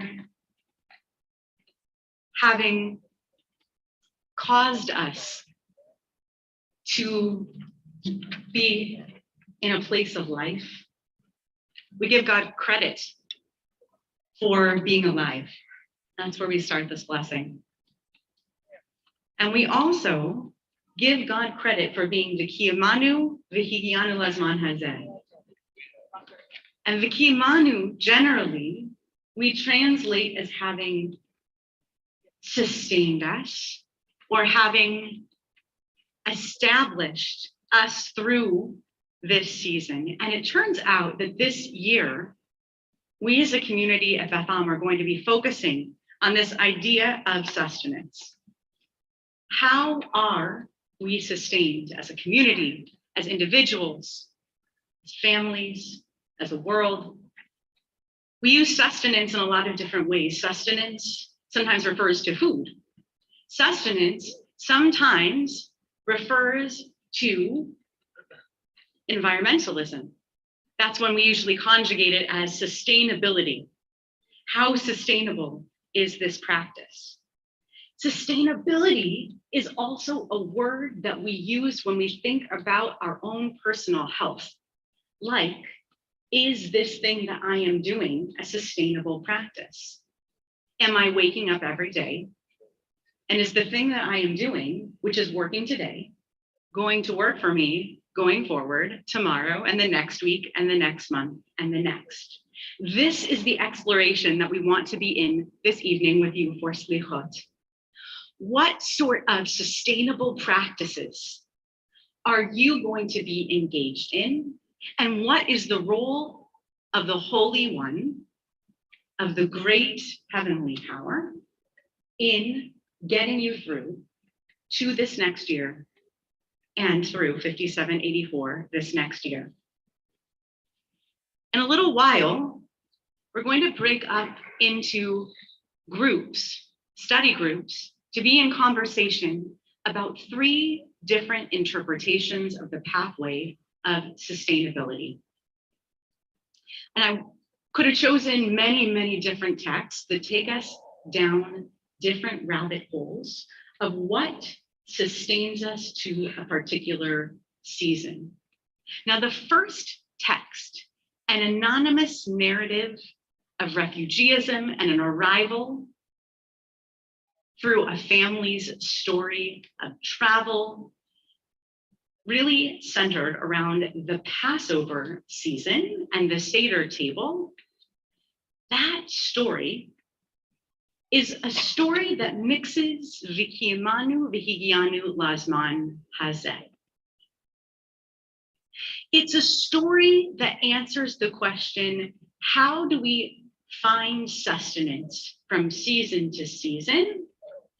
We find sustenance through the happenstance, the luck, and the gift of God, who gives us the pathway that is granted to us by dint of the family that we are born into, the story that we find ourselves stitched into because of where we are in the narrative of whatever grander family story we're in, friend circle story we're in.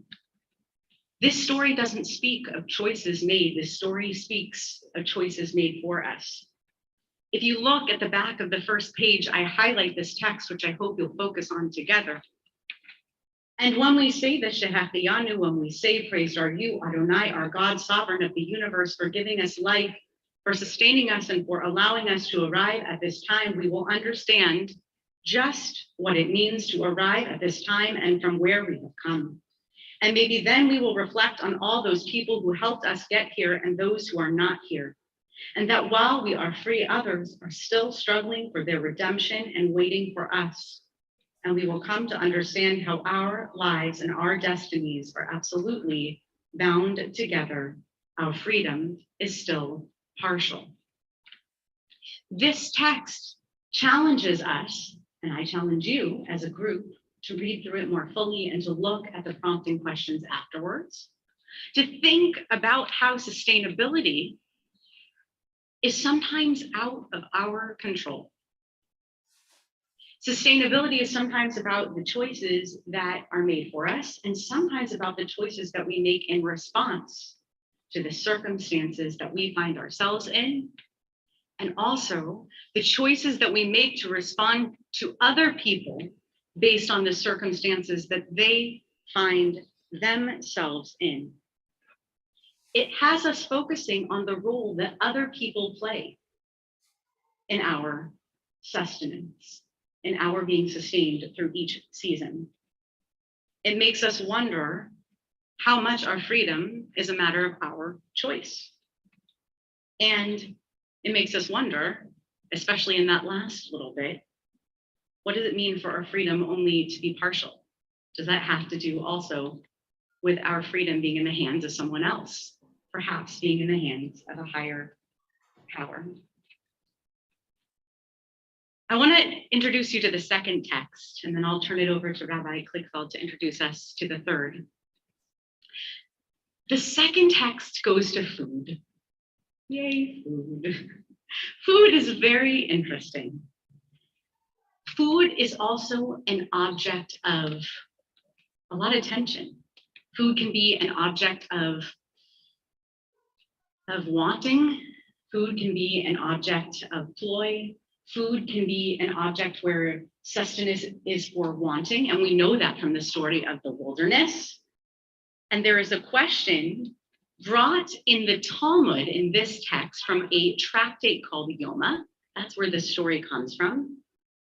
And the students of Rabbi Shimon ben Yochai came to him and they asked, why was it that the manna, this miraculous food that fell from the heaven, why didn't it just come down in some sort of a yearly supply from the heaven? Why didn't it just come down so that they could put it all in their Costco lockers? That's not the language they use, but you understand what I'm saying. So they could all just gather it up, put it away, have it for the year, and there it would be. Why didn't it all just fall at once? And the rabbi responds with a story, which I hope you'll read in more detail, to say basically there was a king who had a single son. He granted him an allowance for food only once a year, and the son only greeted his father once a year. And therefore, the father changed his habits of giving the son food in order to see his son more often. I'm going to encourage you to read this story in more depth with the groups that you're with, and use these prompting questions to think about sustenance, how you are sustained through the people who have the power to feed you, both literally and figuratively, to ask the question of one another, is it ever okay for sustenance to be transactional?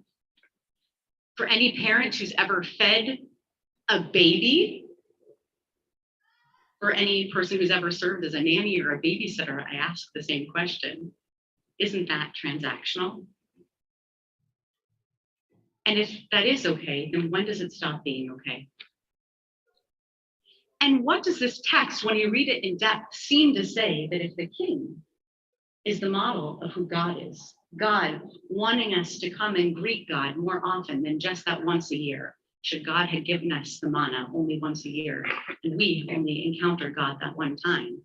If God wants to see us more often, then why? What is God trying to get out of us coming to God for sustenance? Why do people want us to come to them for sustenance? Why do people want us to rely on them for sustenance? And finally, and you'll see why in the text, is prayer itself a form of sustenance? Does it keep us? Does it sustain us? And perhaps speak personally within your group about how prayer might be a form of sustenance for you or not. So for the introduction of the third text, I'm going to invite forward Rabbi Adam Klickfeld, who's the senior rabbi of Bethel.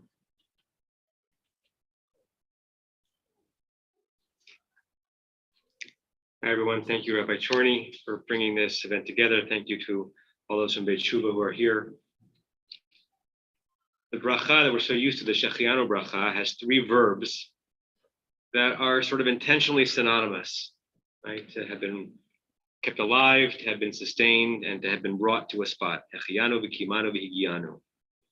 So they're synonymous, but they have different overtones. And so we've broken it down into three different possible ways that one can, and you can choose which one you want to attach to which, be brought alive to a certain moment, be sustained through a certain moment, and to be taken to a certain moment in life.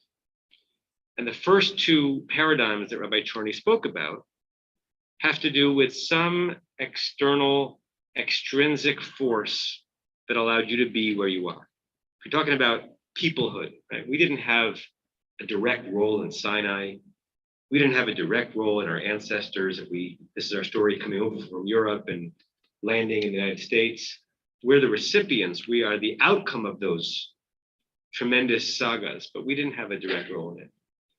And if you're leaning into the notion that one of the things that we rely on God for is sustenance, then it is God who provides to make sure that we have food. And even if you don't want to take a theological route, right, unless you are a fully self-sustaining agriculturalist and farmer, which some people are, you are relying on an enormous number of people for you to be well, for you to be okay. Right? It's actually overwhelming to walk through the supermarket and try to imagine the lives of the human beings who produced every pepper, every jar, every farmer who tended to a cow that produced milk. It's impossible to imagine any calorie really entering into our body without a reliance on others. It's okay and holy to be reliant on others for well-being, I would think, provided that we can express gratitude towards them. There's also a type of sustenance that no one else can give except our giving it to ourselves. It's a deep inner wellness that transcends wealth or poverty. It might even transcend health or sickness, which is not to suggest that poverty and sickness is not a terrible scourge. But there is something in the power of the human condition that allows us to claim sustenance for ourselves on some level independent of what is going around us. There are a lot of English words for it. There are a lot of Hebrew words for it. Equanimity, serenity, tranquility, a soulful wellness. Or as you'll read in the text, Yishuv Hadat, the fact that the mind is stable and set. It's not easy. It can be elusive when the circumstances are challenging to us, whether it be financial or material or medical. It can be incredibly hard. But when we harness it, Nothing is as hard as it once was. Sometimes all it requires is the intentional lowering of your eyelids, as we discuss in the meditative mode, not for slumber, but for a different kind of wakefulness. Sometimes what it requires is a understanding of your situation and having some perspective on how it could be actually significantly worse. It's cultivated like any character trait. It can't simply be just brought up at will and used on a utilitarian level. There's a paradox that you can't really harness this kind of wellness only in the moments that you need it. But if you harness it all the time, then when you need it, you will have it. So when you get to the third text, through the paradigm of Isaac, Yitzchak, someone who suffered as a child way beyond his control as he was offered as a potential sacrifice in the altar, and then lived a life to become a patriarch and produce offspring whose names we still remember today. The author imagines, what was it that allowed Yitzchak to have an inner wellness independent of the storms that were forming around him and could have taken away his sense of wellness. When everyone else wants to take away your wellness, when every circumstance is challenging your being okay, you still have the power to arrive at tranquility and serenity if you know how to harness it. So look forward to hearing your responses when you get to that part of the text.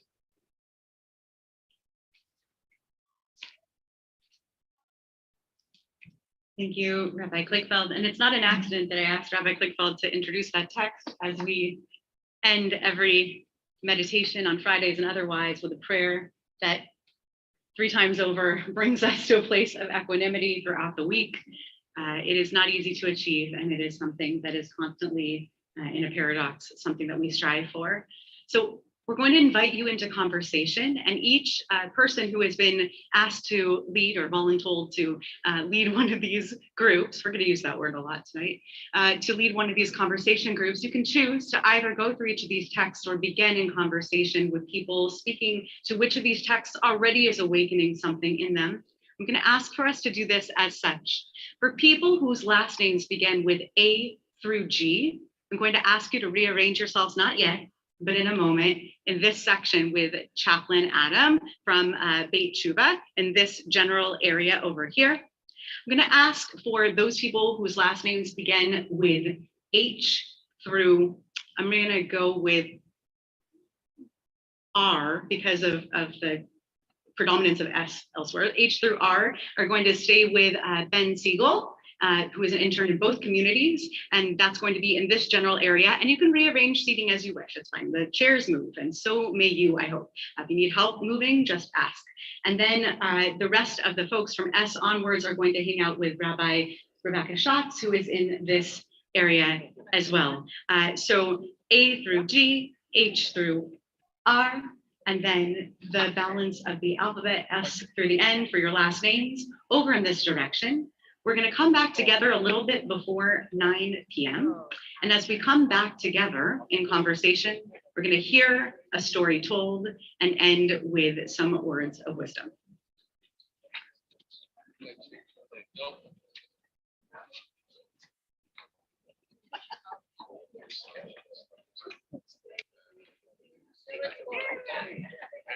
Sorry, everyone.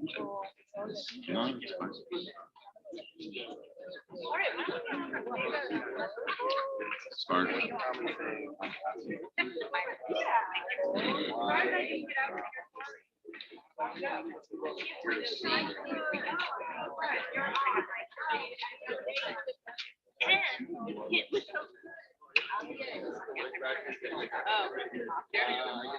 Okay. Far fewer exercises, but I am also. If we notice that there's a substantial imbalance in the numbers, then go ahead and make some decisions to help us rebalance.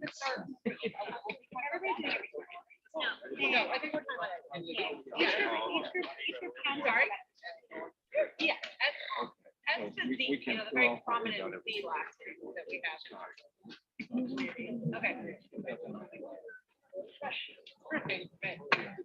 Okay,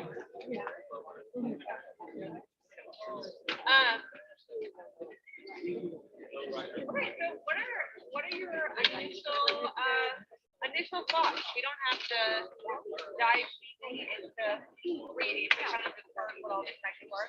What are your initial thoughts of these texts? Did one speak to you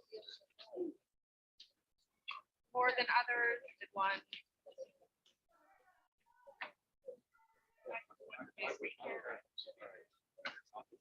Yeah. Great.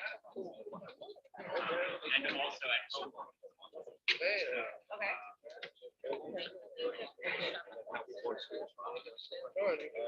Yeah.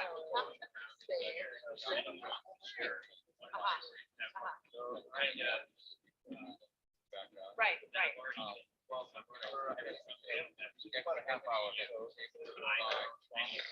Yeah. Yeah, sorry, go ahead. That's okay, there's people behind you. Yeah.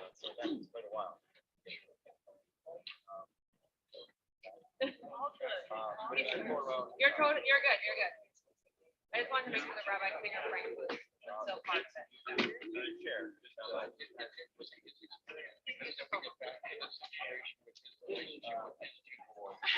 Yeah, right, right. You have Rebecca and Jacob inspired together. Yeah, yeah. Sure.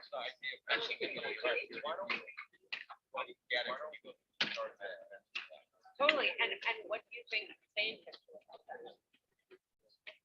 I'm here to find out. Yeah, okay.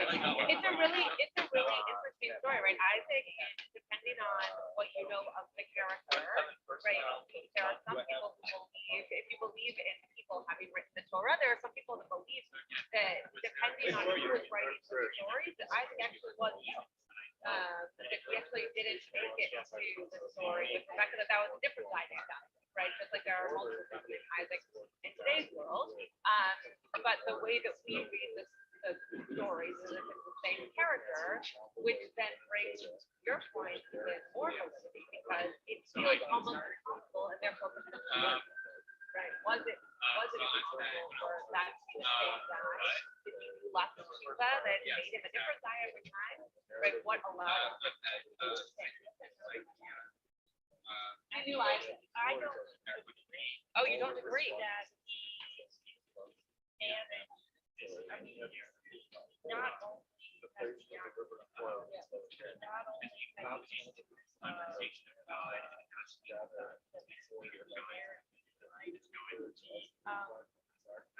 that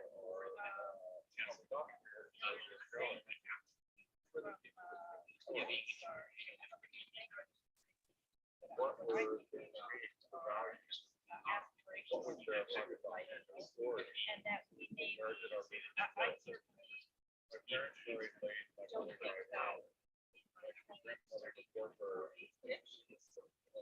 would self that I had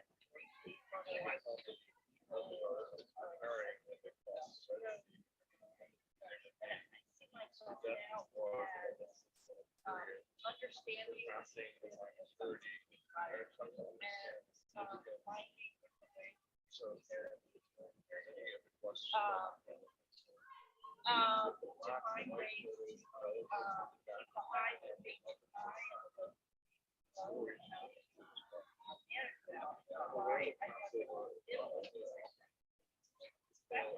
the the idea of how to reach out about people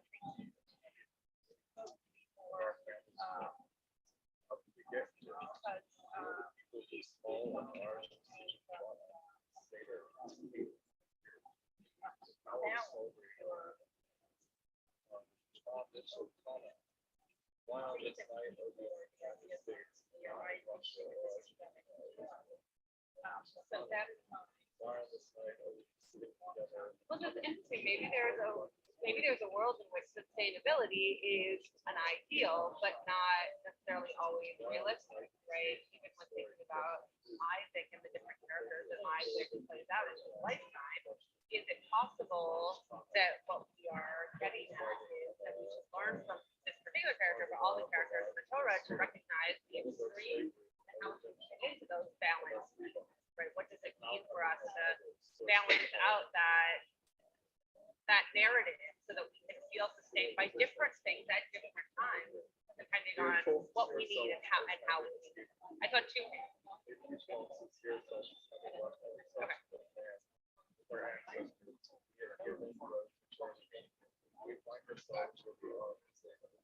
Of what? Fear and trembling. Yeah.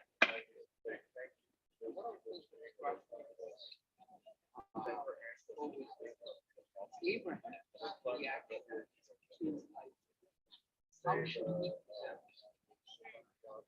should it be a monster so that Isaac would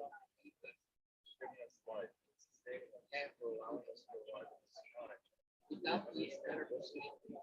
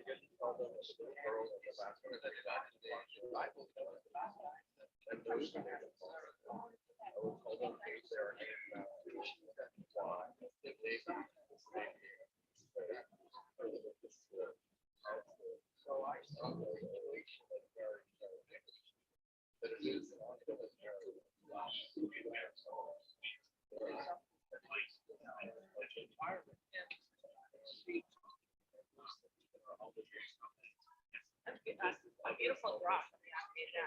I think one of the things we've turned this for good reason into focusing in on the Akeda. But one of the things that the Akeda reminds us of, and we're going to read it in this page, one of the things that the Akeda reminds us of is what is it? What's the holiness of changing relationships? Right? As you were saying, there are many different relationships that are now torn apart or changed or somehow misguided because of this moment in the Akeda. And I read a book in preparation for the high holidays. The name is not coming here in a second, but I'll let you know. And if you're interested, email me afterwards, and I have it on my shelf. But it's a book that goes line by line of the Akeda, and it talks about how in every culture and in every religion, there's some kind of Akeda. There's some kind of moment where a parent or an authority figure goes against someone who believes in them and who needs to trust in them, and that's broken somehow. And not to say that it's not important in Judaism for us to think about it, but it is interesting that as a general narrative across the globe, we recognize that we need to sustain relationships, and that we learn of stories that ripped relationships based off of different, let's call them mistakes that were made, that then those relationships come back together. Yeah. So, but I get this sense of, okay, like there's these annual cycles that we part in, and then the tradition. Right, well, that's what this book is all about. Be reminded that we're well, we read it as it being a horrible act. I'm not actually sure that in the Torah it's read as it's written as a horrible act, but we read it as a horrible act.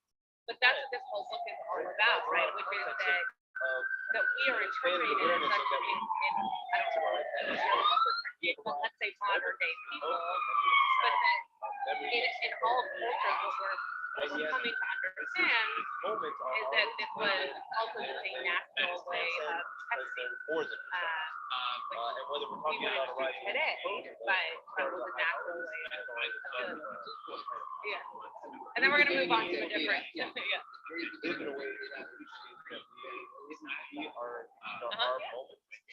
It is set up as because the writer purpose for us to see it as something out of the ordinary. Out of the ordinary is different than bad, right? No, okay. Yes. We have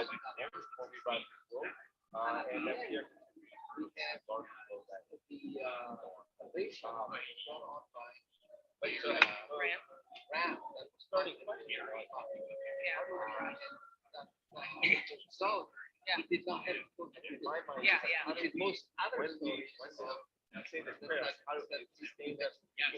The other story, how do we get out of that area actually going realize that our moment, but also snap back to something larger. Whether So we're talking I'm about curious to know what people are hearing from this as a way of recognizing sustenance in your life.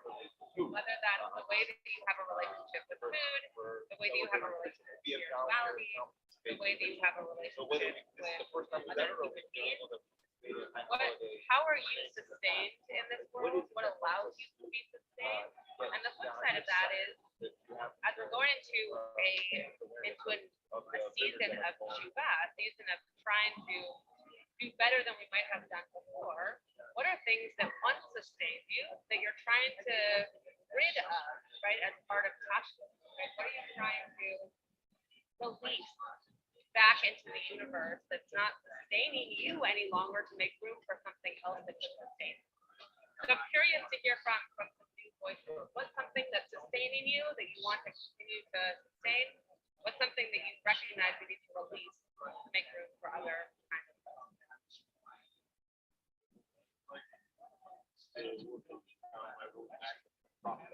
Beautiful.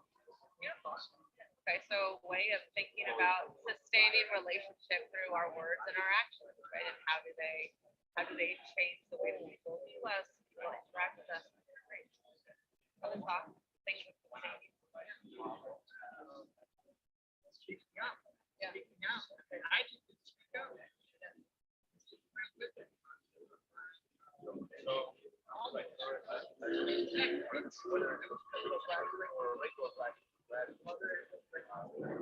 grounding, like, people to back up, what is this moment that I have? Even if there's other aspects of my own, like recognizing, affirming, like, oh, there is reminding me.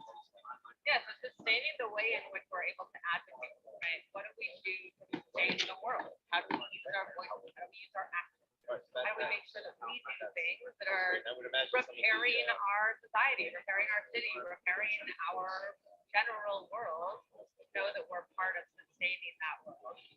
Here at Tel Betham, we're talking about that on a very, like, what you say, top list level, like a very basic level of using cups that we can wash again and not paper cups, right? Just like very basic things, but that is a way that we are able to sustain the environment just even a little bit by 900 families on this campus, right? Something else. Anybody else? Let's hear if there's some other voices.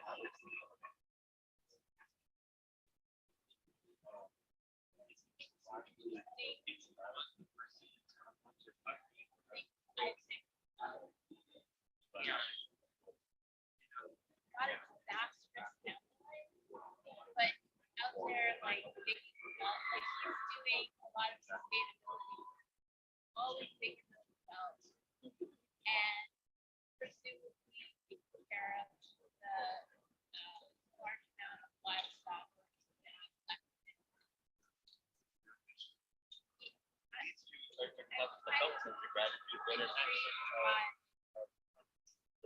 I struggle with very difficult family relationships, and it's sometimes hard to feel like, even if I'm doing other things professionally or something in the world that are doing good, and recognize, all right, it sometimes feels like it's all kind of worthless because right, what it gets you back in a relationship with I can't fix everything. or So I like the main representation to bring you back kind of obsessed with that. Like everything at home that I expect that really is. I mean, I think the street. where's his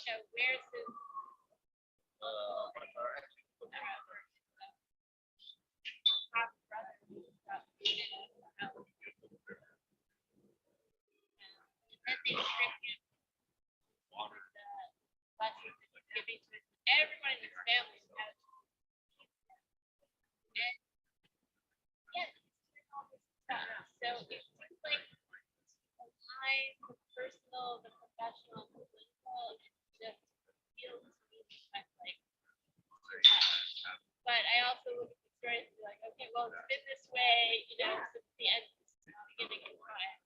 Totally. And I think that brings up such a beautiful point that sustainability can be this humongous word that makes it seem like we have to fix it all. But actually, if we're just worried about those core hubs, that we're doing right. It's a drop in the bucket, but it's a drop in the bucket, right? If they didn't do that, there wouldn't be a drop in that way in the bucket. Something that I learned actually when doing I just breathed wrong. In doing like a week-long thing at Bay Tuba was this idea of thinking about how we miss the mark, right? And one of the things that you guys still do that with the target, yeah. So one of the things that I really value is still using that language, especially around those students, is that when you miss, think of like, for those of you who have not been to Bay Tuba, think of like a target, right? That you either do like dart practice on or think of like the icon for target, right? There's a very small dot in the middle. So that's going to be the hardest thing to hit. But the idea is that that's the ideal, right? So you're supposed to go towards the things that you hopefully can get to. But one of the things that Rabbi Mark, when I was there, and he was also there, talked about was that hitting any of those other circles that might be around that aren't necessarily missing all the marks, they're just missing that mark, right? And so there are ways in which we're doing sustainability. It might not feel like that's same if you're solving it all. But if you're working on sustaining something, a relationship, your health, the city you live in, fighting for someone whose voice is not yet heard, that is making a huge deal, even if it's only one of those big rings and not smack dab in the middle yet. Right? I think that's a beautiful way of thinking about it, because it does feel like huge work. So if we all do a little bit of that work, we get closer to that section. Other thoughts? Well, you're hitting that particular mark, right? Right. Right. And there's a different goal. Talk about the nature of addiction.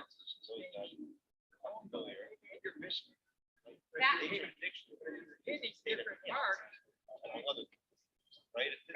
So I think there's a way of again as like what Deb was getting at is like the world might seem like it's sustainable that allows a healthier dependency on healthier way of living that won't Judaism, we say that if you face one life, you face the whole world. Right, we get It sounds to a place that sounds cute, but it's so true, right? Speaking up for one person whose voice is not yet heard, or helping one kid, say that the kid who couldn't find their parents, right? Helping that one kid find their parents. Sure, they were gonna find their parent without me, but it felt good to be part of that moment of giving them something. Okay, I was told only 2 more minutes. So anybody who hasn't yet spoken, who wants to share? Well, we can go back if people have spoken already, but anybody who hasn't yet spoken? and feel Everybody, go ahead. Yeah. reconnect with those members. Yeah. And be honorable.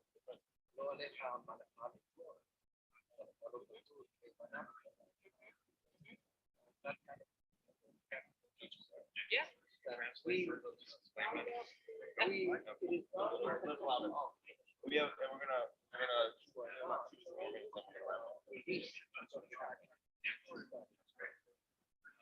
Right. It's a very powerful when we talk about teaching a lot. It's a very powerful note that we might not, some of you might have heard the story of the man who plants a tree and the passerby says, why are you planting that tree? You're so old, you want to see that tree become one that has fruit. And he says, what my grandchild will. Right. It's about starting that work so that others can benefit from it as opposed to just yeah, they provide the trees.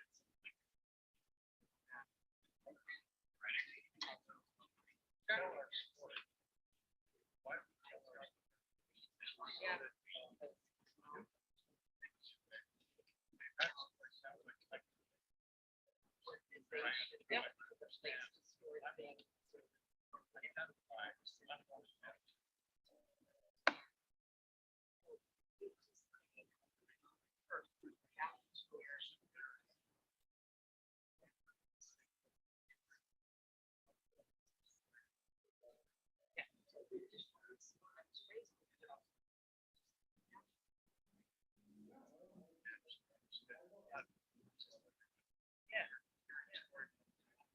I know that we're going to come back together in a second, but I just want to, those of you who I do know, and those people I don't know, I hope that this is a year of focusing on what you can sustain.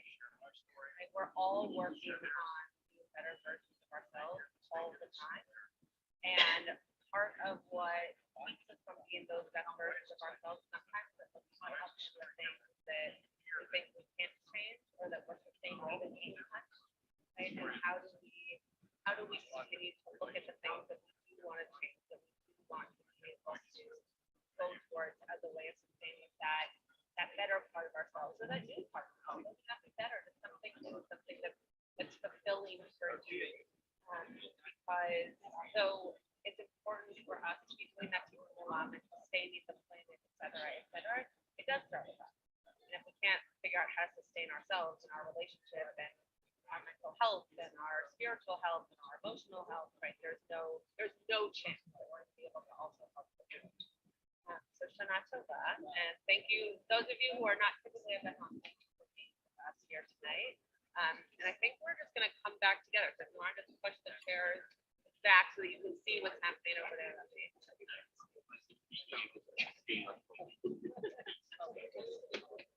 You do it. I know.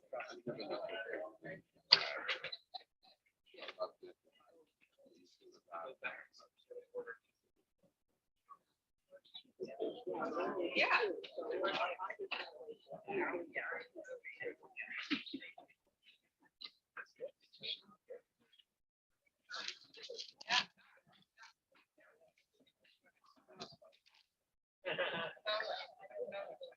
I hope you've had an opportunity to hear many, many stories. Wherever you are, just go ahead and turn your chair back, wrap your story. Whatever story is being told. Thank the people around you for sharing.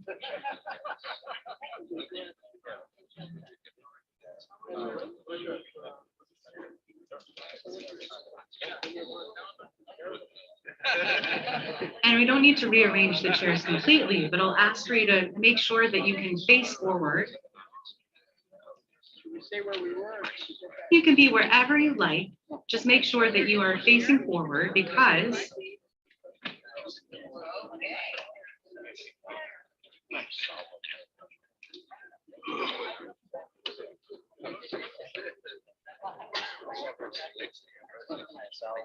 one of the wonderful things about breaking into breakout groups is that we have an opportunity to hear in a cover of semi-privacy. That's really nice. Hopefully you made some semi-intimate connections with people you hadn't yet met before, or reconnected with people you've met before, heard some more intimate stories. Chaplain Adam took this opportunity as well to bring us a gift to wrap us up. We're going to wrap with two things, but first with a little bit of etut, a little bit of testimony, because that's something that at Beit Tshuva, people get really good at, telling their story, telling the truth of where they are right now. And I hope that it serves us as raw inspiration for this season when we are learning to tell ourselves and others our stories, as we ourselves prepare for this particular intense season of Tshuva. And after we hear that story, we'll end with one more piece of Torah and song, and then we'll move into the Slichot service itself. Chaplain Adam, did you want to introduce the person who is going to share their story?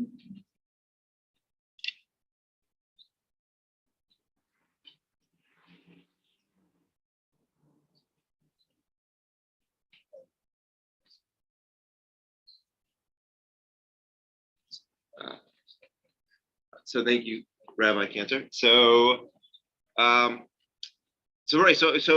story and narrative, and personal story and narrative is essential, and it's such a core component to the lives of the folks in the Beit Tshuva community and the community itself. And so it really sets a tone for in having people share aspects of their story and reflect them aspects of the story, we're able to see ourselves and we're able to learn and grow. And so I don't think that there's oftentimes a better way to be able to be provided a mirror at times to see ourselves, and especially at this time, in this moment, talking about being acknowledging of the present, to hear the story of someone who's come and traveled quite a distance and continues to find ways to contribute by sharing himself to members of our community. So I have one of our staff members, Melvin, who will come up and share a little bit about we have been talking and sharing about sustainability and sustaining a life of spiritual recovery. And so he'll share a few words of wisdom. Right, Melvin. Yeah. Thank you. Shalom, my name is Melvin, a grateful member of the Beit Shiva community. Hi, Melvin. I feel very honored to be joining all of you tonight as a guest in this temple. At this point in my life, no kindness or blessing is lost on me. I'm very grateful to be here. Thank you all so much. On this day, when Shlichot are recited and Rosh Hashanah is quickly approaching us, it has offered me a time to reflect on so many things. As a Jewish man coming from a background of addiction and incarceration, I've come to truly appreciate the high holy days and the days which precede them. In the month of Elul, we as a people and a community are presented with the opportunity to do a Heshban HaNefesh, an accounting of the soul. This accounting allows us to recognize those things that we would like to change in our lives. But our rabbis teach us that in doing our inventory, we are not only to look at where we could have done better, but to take an accounting of the things that we have done well. For after all, a true assessment isn't one-sided, but takes all things into account. Keeping track of the good we bring to the Olam will help us reinforce those behaviors on a continued basis. In my own Heshban HaNefesh, I found much room for change, more patience, more empathy, more love. But I also found things that I was proud of. To name one thing, I have found ways to maintain myself in recovery and to pay forward what has been gifted to me in sobriety through acts of service and working in recovery. I came to Beit Shiva in April of last year after 19 consecutive years in prison and found a home, a community, and a career doing something I love, working and helping addicts like myself. I went through the program, was given an internship in the clinical department as a program facilitator. Now I've been hired as full-time staff in that same department. In my job, all the things I've learned in recovery have come to serve me. While I love the work I do and the people I serve, there are days when dealing with difficult clients where I can see the positive impact of what I've learned in my Judaism and my recovery. I've dealt with clients who've talked to me poorly, and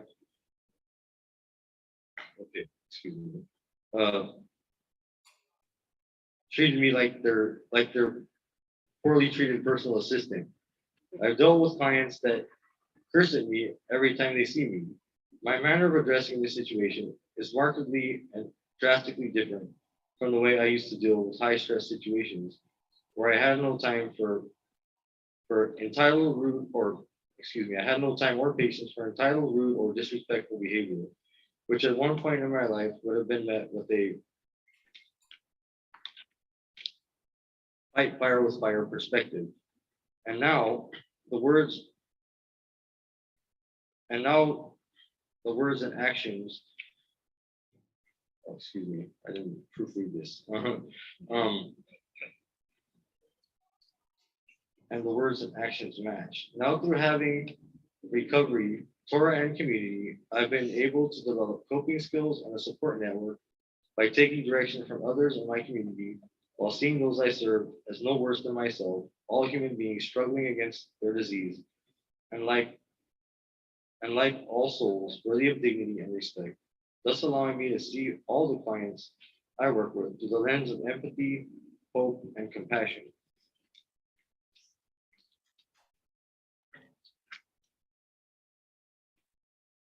In closing, I would like to thank Beit Shuvah, all my friends and family, all the entire Jewish community for giving me hope, love, and support upon my journey. Last but not least, I would like to thank the love of my life, my Shibu, for her love, patience, and support, for treating me, for supporting me, and teaching me to never underestimate the love, strength, and wisdom of a good Jewish woman. I love you beyond words.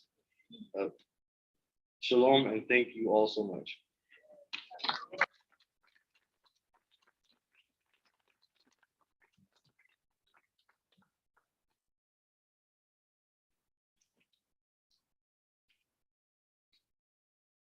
Thank you. Thank you for sharing that piece of yourself and for sharing that snapshot in time of you and for all those snapshots in time of you. We're so glad to meet this version of you, glad for any version of you, but we're especially glad to meet this version of you. And it's a privilege tonight to hear all of the rawness that we are coming to this month of Elul and now into the month of Tishrei with. I'm so glad that you spoke a little bit about words and actions matching each other. Words don't have to be perfect and our actions don't have to be perfect, but I wanted to close a little bit about the matching of words and actions together. We have this cafe that we started a little while back. It's kind of an evolution. We wanted some good coffee or better coffee, excuse me. We wanted some better coffee on Shabbat morning here. So we began serving each other coffee at what we call Cafe TVA on Shabbat mornings. And we began teaching in that cafe for 15 minutes at a time.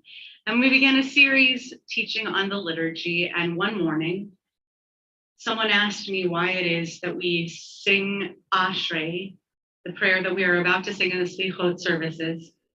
Why sing it 3 times a day? There are so many reasons given across Mishnah and Talmud, across the rabbinic literature, as to why we're supposed to say Ashrei 3 times a day, that it becomes obvious that it was a fixed practice to say Ashrei 3 times a day, the Psalm 145 plus, to say that 3 times a day, the reason had long been lost. Because people were fixing after the fact some sort of a reason. They were searching. Why was it that we were supposed to be saying the psalm 3 times a day? People said because Ashrei, because you're supposed to be, it sounds like you're being enriched. And that must be it.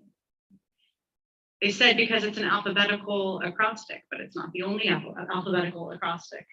The most compelling reason that I found in all of rabbinic literature, and this is just what speaks to me, speaks to the theme of this evening.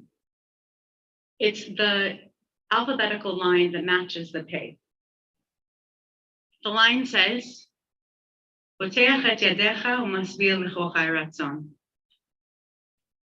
They open, he opens, God opens your hand, umasvia, and satiates lechochai, for every living creature according to its need. What the rabbis teach about this is that it's the one line in the entire psalm that reminds us that it's not enough to simply pray. We have to be praying with action in mind at all times.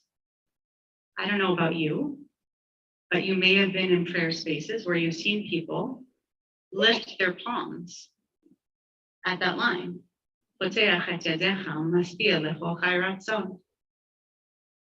Just like Oseh Shalom b'Romav hu ya'aseh Shalom aleinu. Just as God is the maker of peace in the heavens, we also wish that God makes peace on earth. We also wish to be mirrors of God here on earth. Just as God is a sustainer, we too want to be sustainers. So when we say that God is Poteach et Yadecha, we pray that God is the Masbia Lechochai Ratzon, is the one who satiates every living creature, we realize We have a role in this. We have a role in sustenance. Tonight, we talked about so many different roles that we hold in sustenance. We hold a role in self-sustenance. We have to feed ourselves. We have to feed ourselves. We have to feed others when we see that they are hungry, or starving, quite literally, or sometimes they are spiritually in need. If you read the second text, you think about what that withholding also can do, the power that withholding has. And we have to sustain ourselves sometimes through a power of what is so, I think, funnily worded in English, but is actually a great phrase, girding our loins. What a funny, funny phrase, girding our loins. What does that mean? I think it means steel yourself, S-T-E-E-L, steel yourself. The description that the author uses in this text is like a surfer on a surfboard. Like a surfer on a surfboard. How do you sustain yourself like a surfer on a surfboard? To develop a core of steel so that you can sustain yourself through the waves that come and come and come. Sustenance does not always come by means of feeding yourself. Sustenance sometimes comes by way of preparing yourself for what is to be. Sustenance comes sometimes by way of preparing for what is coming to be. As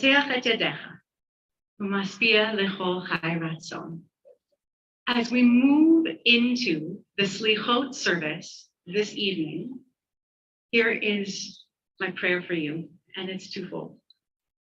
The first is that I hope that you find for yourself at least one new avenue for sustenance in 5784.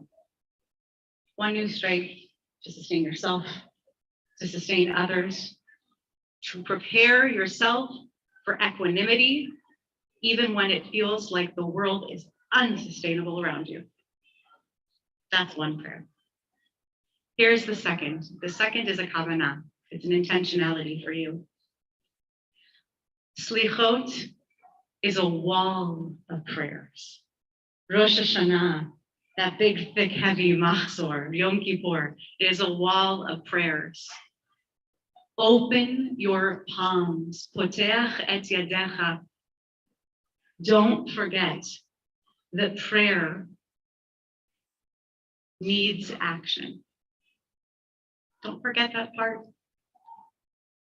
Please find something beginning this evening in the prayer book that speaks to you, that sparks in you, that already awakens in you something that is actionable, something that feels doable, something that awakens a piece of you that lets you open up your hand and say, I can do something. I can do something about this. I can make this more sustainable, and I can sustain myself through this. So here's what I'd like us to do. I'm going to invite everybody in anticipation of Slichot, if you're able to please rise. And we're going to end with the nigun that we began with, because like I said, this is a Havdalah of Havdalah. It is making a division between not just this week and the next, but this year and the next. And as we sing this nigun, we're preparing ourselves to move into the Slichot service. Cantor Rochelle Stone is going to join me. If you haven't yet gotten one, you can go and get a Slichot booklet over there on the table with the white tablecloth, the square table with the white tablecloth just over at my 3 o'clock. And we'll sing ourselves as I also place on my white kittel for the season. Yay, nay, nay, nay, nay, nay, nay, nay, nay, nay, nay, nay, nay,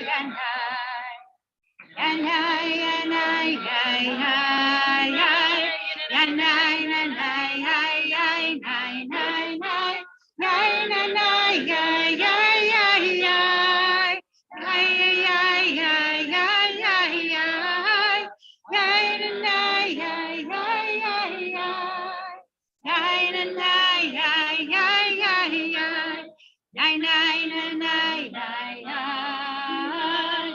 Nai nai nai nai nai nai nai. Nai nai nai nai nai nai. Nai nai nai nai nai nai nai nai nai. Nai nai nai nai nai nai nai. Nai nai nai nai nai nai nai. Nai nai nai nai nai nai nai. Nai nai nai nai nai nai nai. Nai nai nai nai nai nai. Nai nai nai nai nai nai nai. Nai nai nai nai nai nai. Nai nai nai nai nai nai nai nai. Nai nai nai nai nai nai nai. Nai nai nai nai nai nai nai. Nai nai nai nai nai nai nai. Nai nai nai nai nai nai.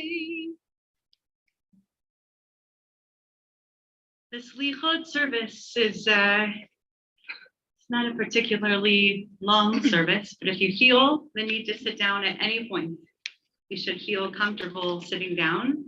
I want to invite you to rise and to sit. I'll just invite you to be with us, standing until and unless you need to sit. It's recited out of these white booklets, and I'll announce page numbers changing as we go through. We won't say every page and every word, but you can whisper the pages and the words that you need to whisper in your heart. We'll sing through most of it and much of it. And we begin with the words of our Psalms on page 130. We begin from a low place. Minha. We're on page 5. Psalm 130, page 5.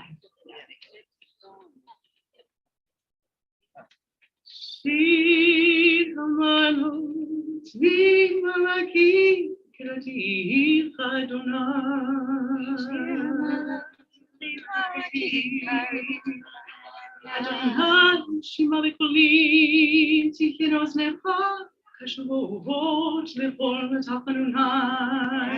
Adonai, Shema v'kolim, tichiros necha, kashavot lechol metachanunai. Im avonot tishmor yom, Adonai amo.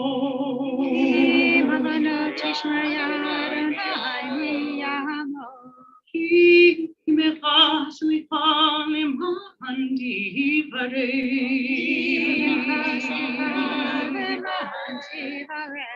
Ivit Adonai giveton nafshi v'li v'roch chalti.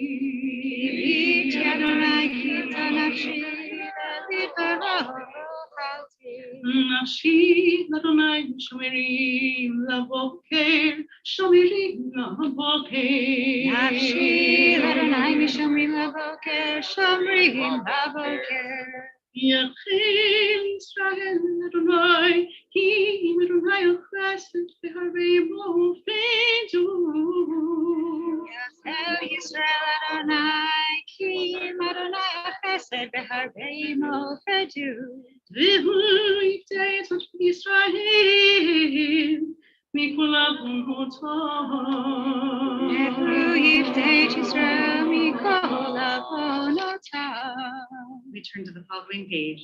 Asheri Yoshevei v'teva, oh, Yalelu Chasela. Asheri Hashekachlo.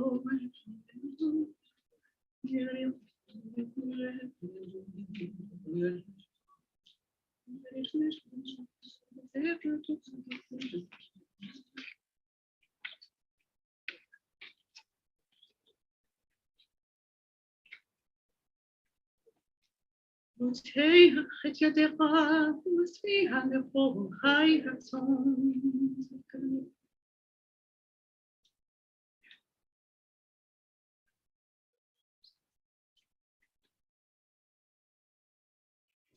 Tehillat Adonai Davivi,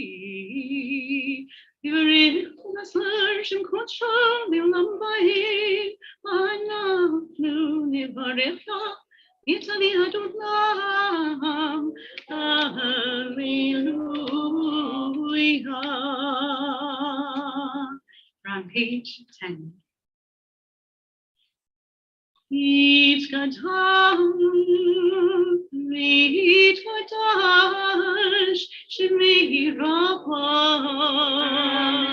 mi ma divirachirutei, mi amlich malchutei, mechayecho, uyomecho.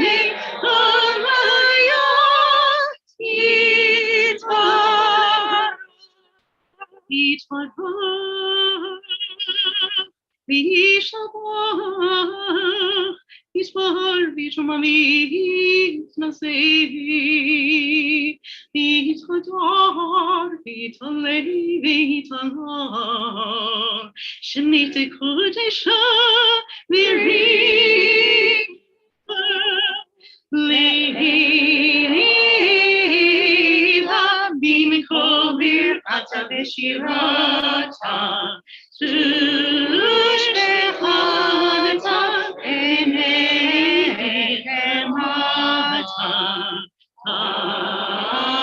Aviran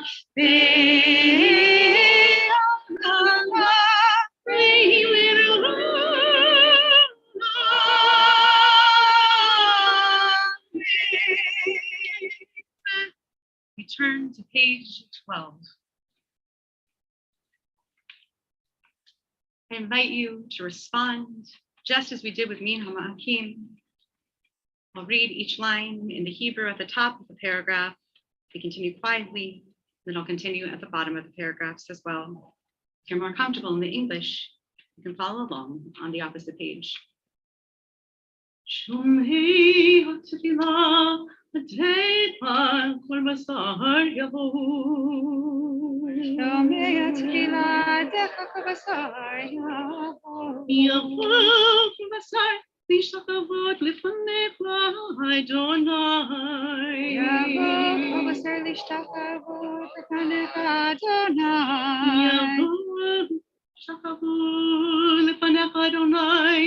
יכבדו לשמך. ישכבו לפניך אדוני, יכבדו לשמך.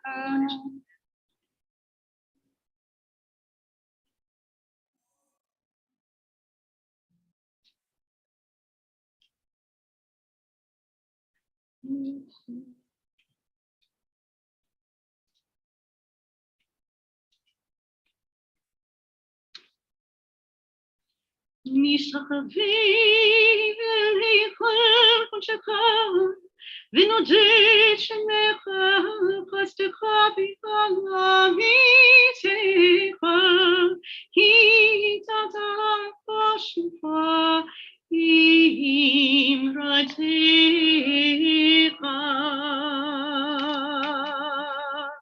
We turn forward to page 18.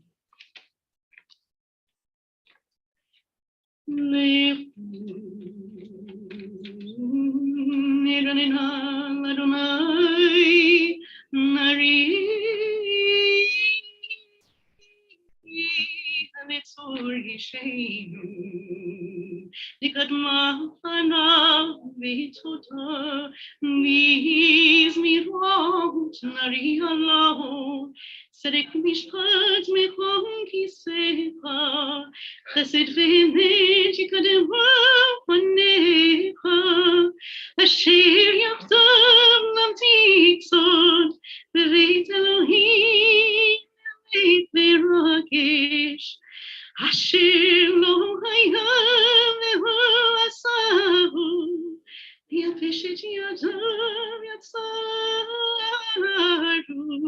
asher b'yado nefesh kol chai meruah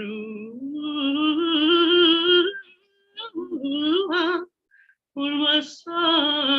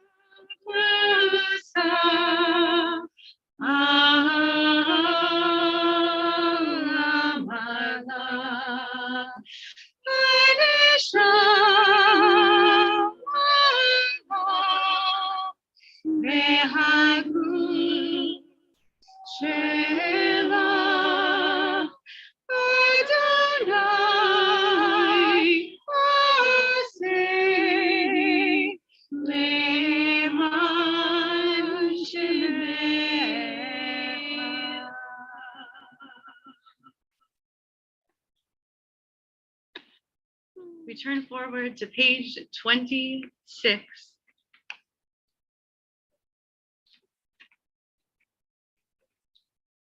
Taboram feshavtimchi Hashem, Yom yityatzevim Moshem tazim Shabbatinu tashim minu mahmar, Yom yikra b'shem Adonai, V'sham nimar v'yavor Adonai, Abanah v'yikra.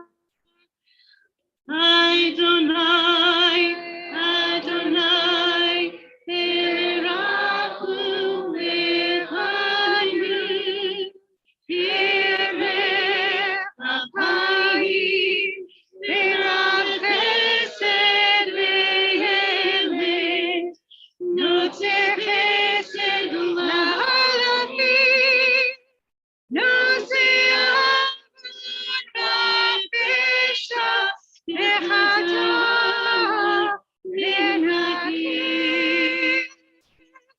Adonai, Adonai, Erachum V'Chanun, Erech Achayim, V'rav Chesed V'emet, Notzer Chesed L'Halachim, Notzer Avon V'Pesha, Echata V'Nakim. Adonai, Adonai,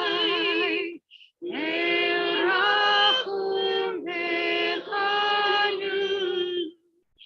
Erech Achayim, V'rav Chesed V'emet, Notzer Chesed L'Halachim, Notzer Avon V'Pesha, Echata V'Nakim.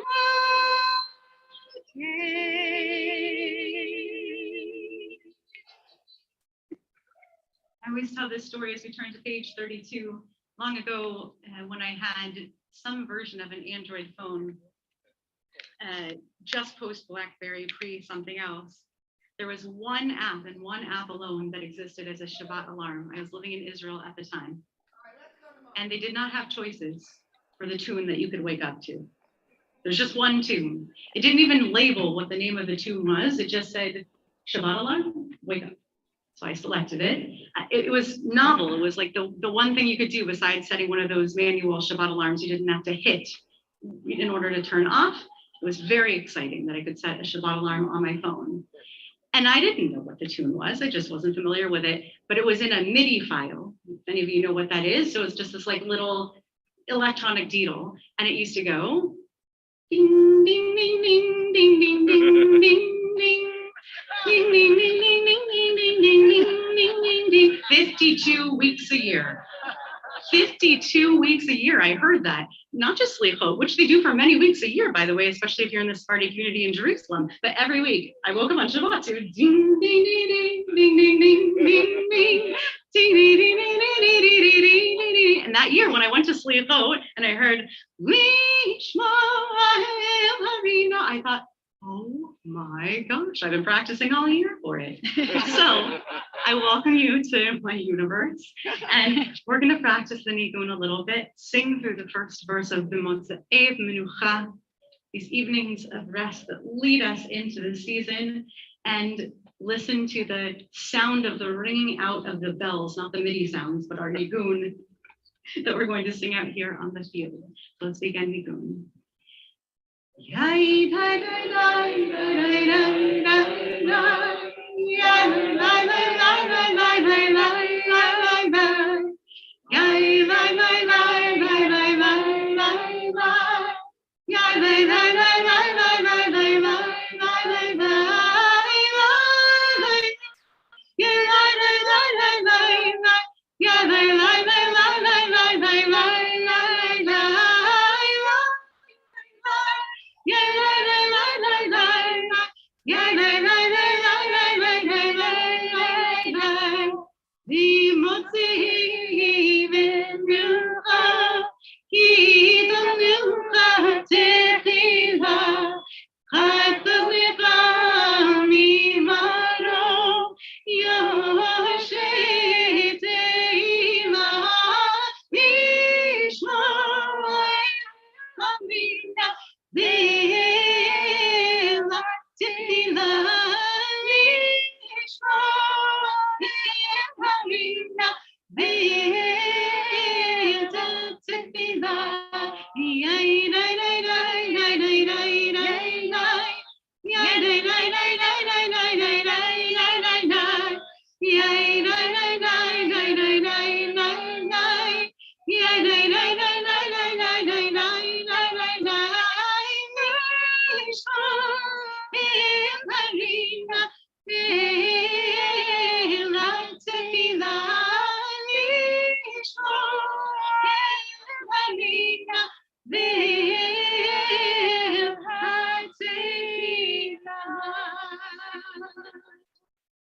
We'll turn forward to page 36 in our packets.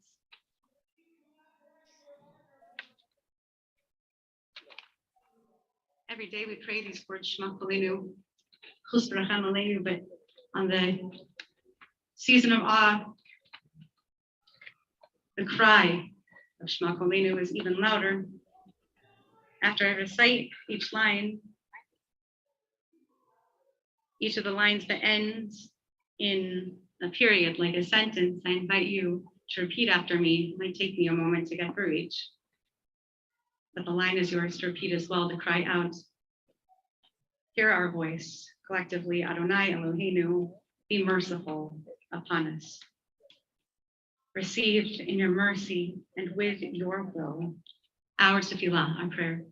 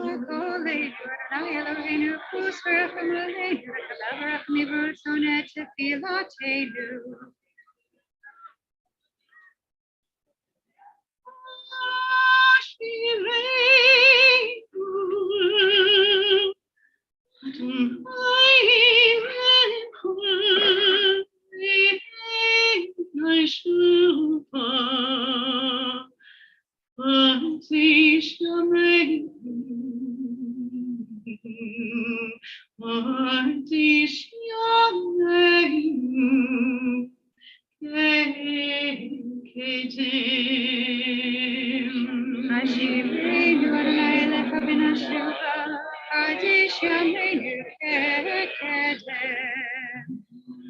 Hashivenu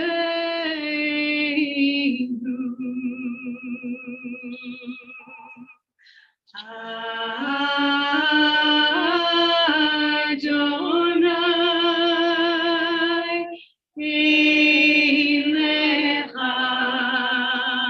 B'Nasheva,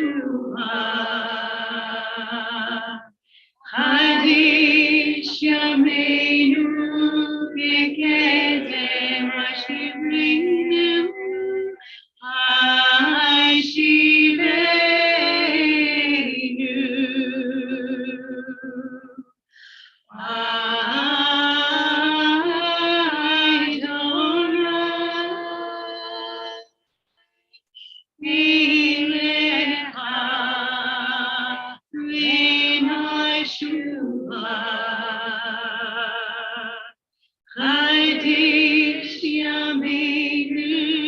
Kedem.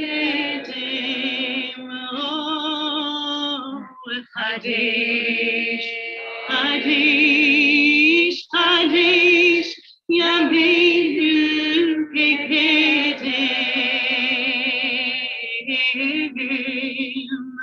Oh, Kadesh, Kadesh, Kadesh Yameinu Kedem. Oh, Kadesh, Kadesh, Kadesh Yameinu Kedem. Al tashliveinu v'milpanecha, v'ruch kodecha al tikachimenu.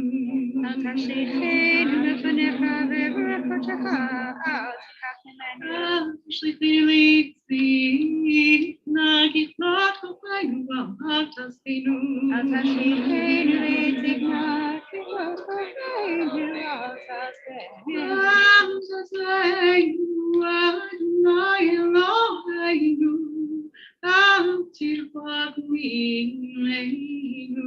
Al tasenu al tirchak mimeinu. Turn to page 40.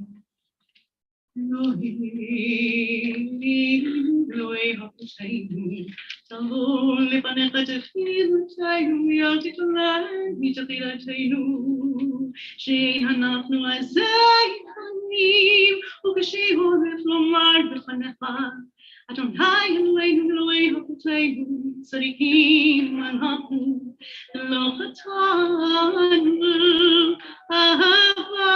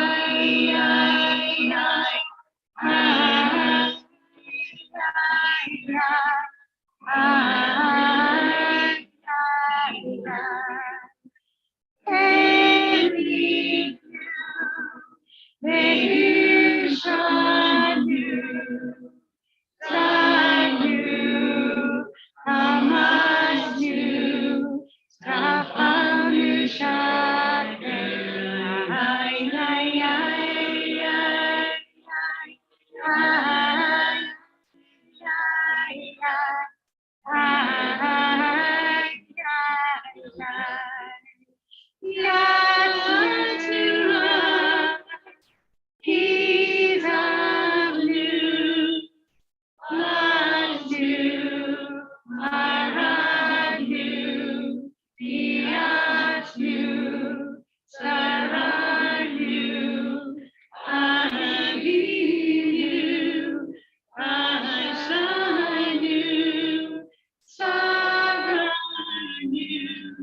We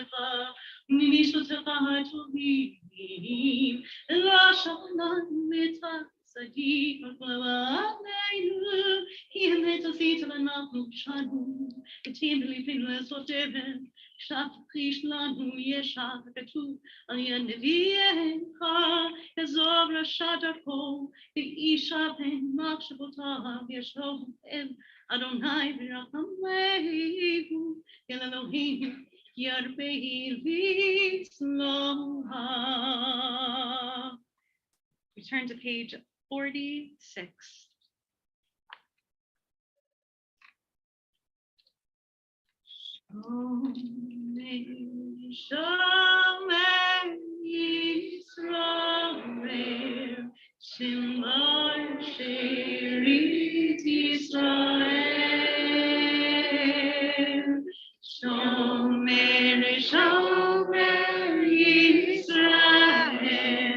Shemor Sherit Yisrael, V'Yahovah Yisrael, V'Yahovah Yisrael,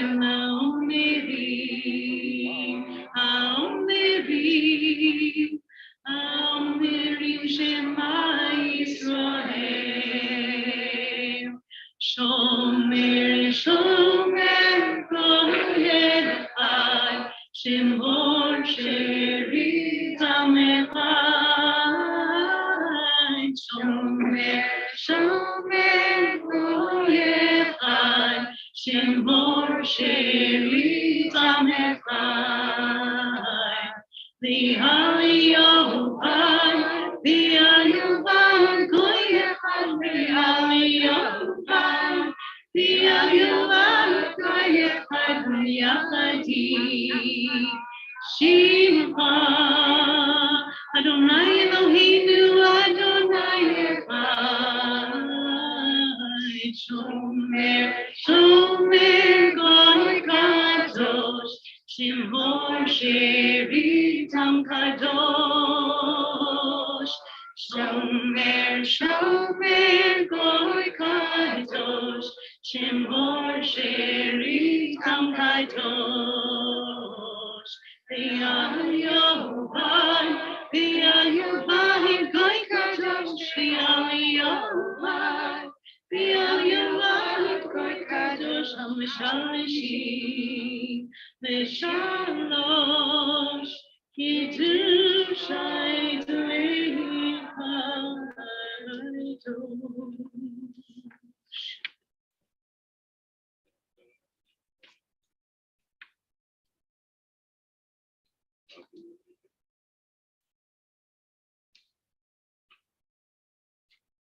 Midnight has not yet come.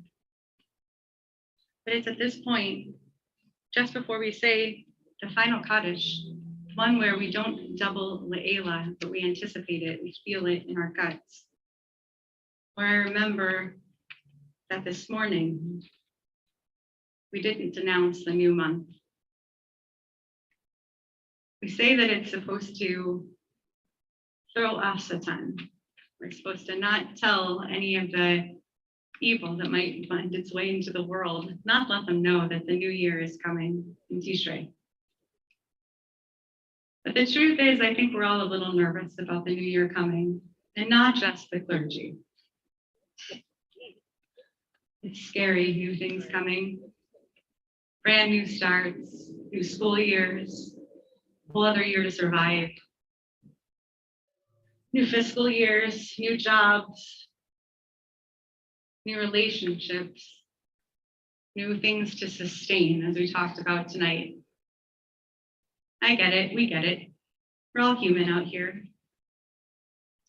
I appreciate standing in slichot and solidarity. And as we look at this week between us and Tishrei, which is coming, even though we didn't announce it, I appreciate that the readiness is somewhere in this week to be found. The readiness is somewhere between the Kaddish we're about to say and Erev Rosh Hashanah when we stand together and hum that nigun for the first time.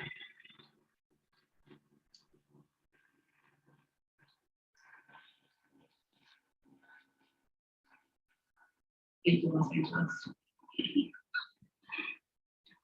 for punctuating the word. Lifesaver. The best. So, wherever you are, as soon as you say amen to this Kaddish, and there are a lot of amens in this Kaddish, my blessing to you is that you find your readiness this week between this slichot and the opening nigun of Erev Rosh Hashanah this coming Friday night. Find your readiness together. Kaddish Shalom is on 50. Yitkata Shemei Rava Amen Hativera Hirutei V'Yomlich Malchutei V'Chaychom Yomeichom U'Chayei Techol Beis Yisroel B'Kala U'Bizman Karev V'Yimeru Amen.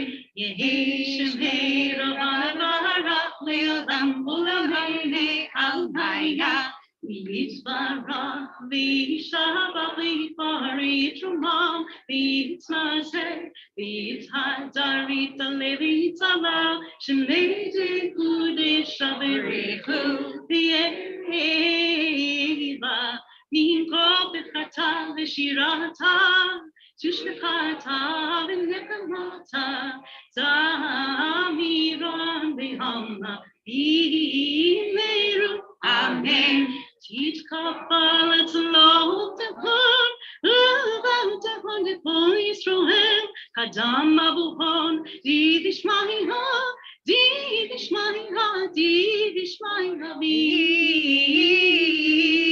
V'meru Amen. Yesh lama rava min shemaya v'chayim aleinu v'yachol Yisrael v'yimeru Amen. Oh, say shalom b'mromav. Oh, yeah, say shalom. Aleinu, Aleinu, Me'al Yisrael, Ve'yimeru.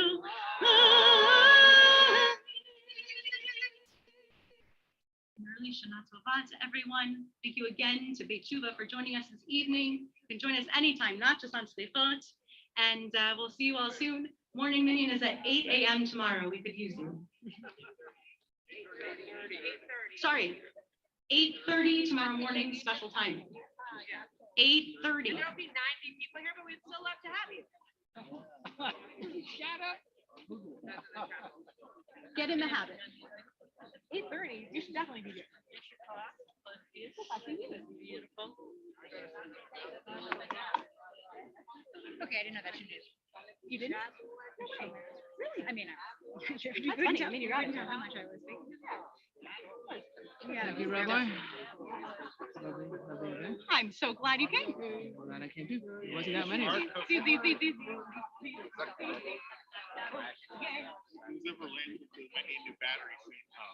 Okay, I don't want to lose this. I do every year, and then I refind it. Yeah. You know me and my.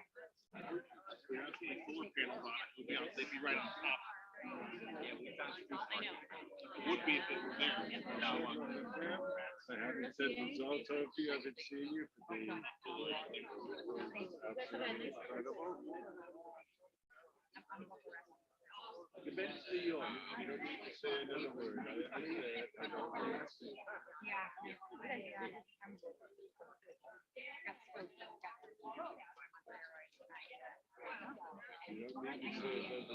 I'll say it for her. She celebrated her son's birthday. Still not They heard you? She put her in a chair and she went, ah. Oh. May that be the thing. Okay. I am. Yes, brother. How's it going? I can always be better. Could be better. Be worse. Today we're happy. Whatever it is. Yeah. Right. Okay. Time.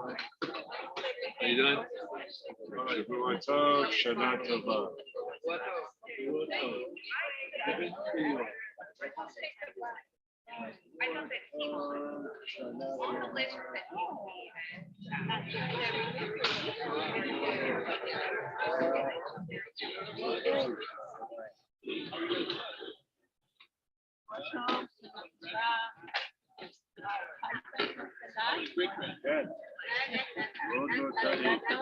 Good.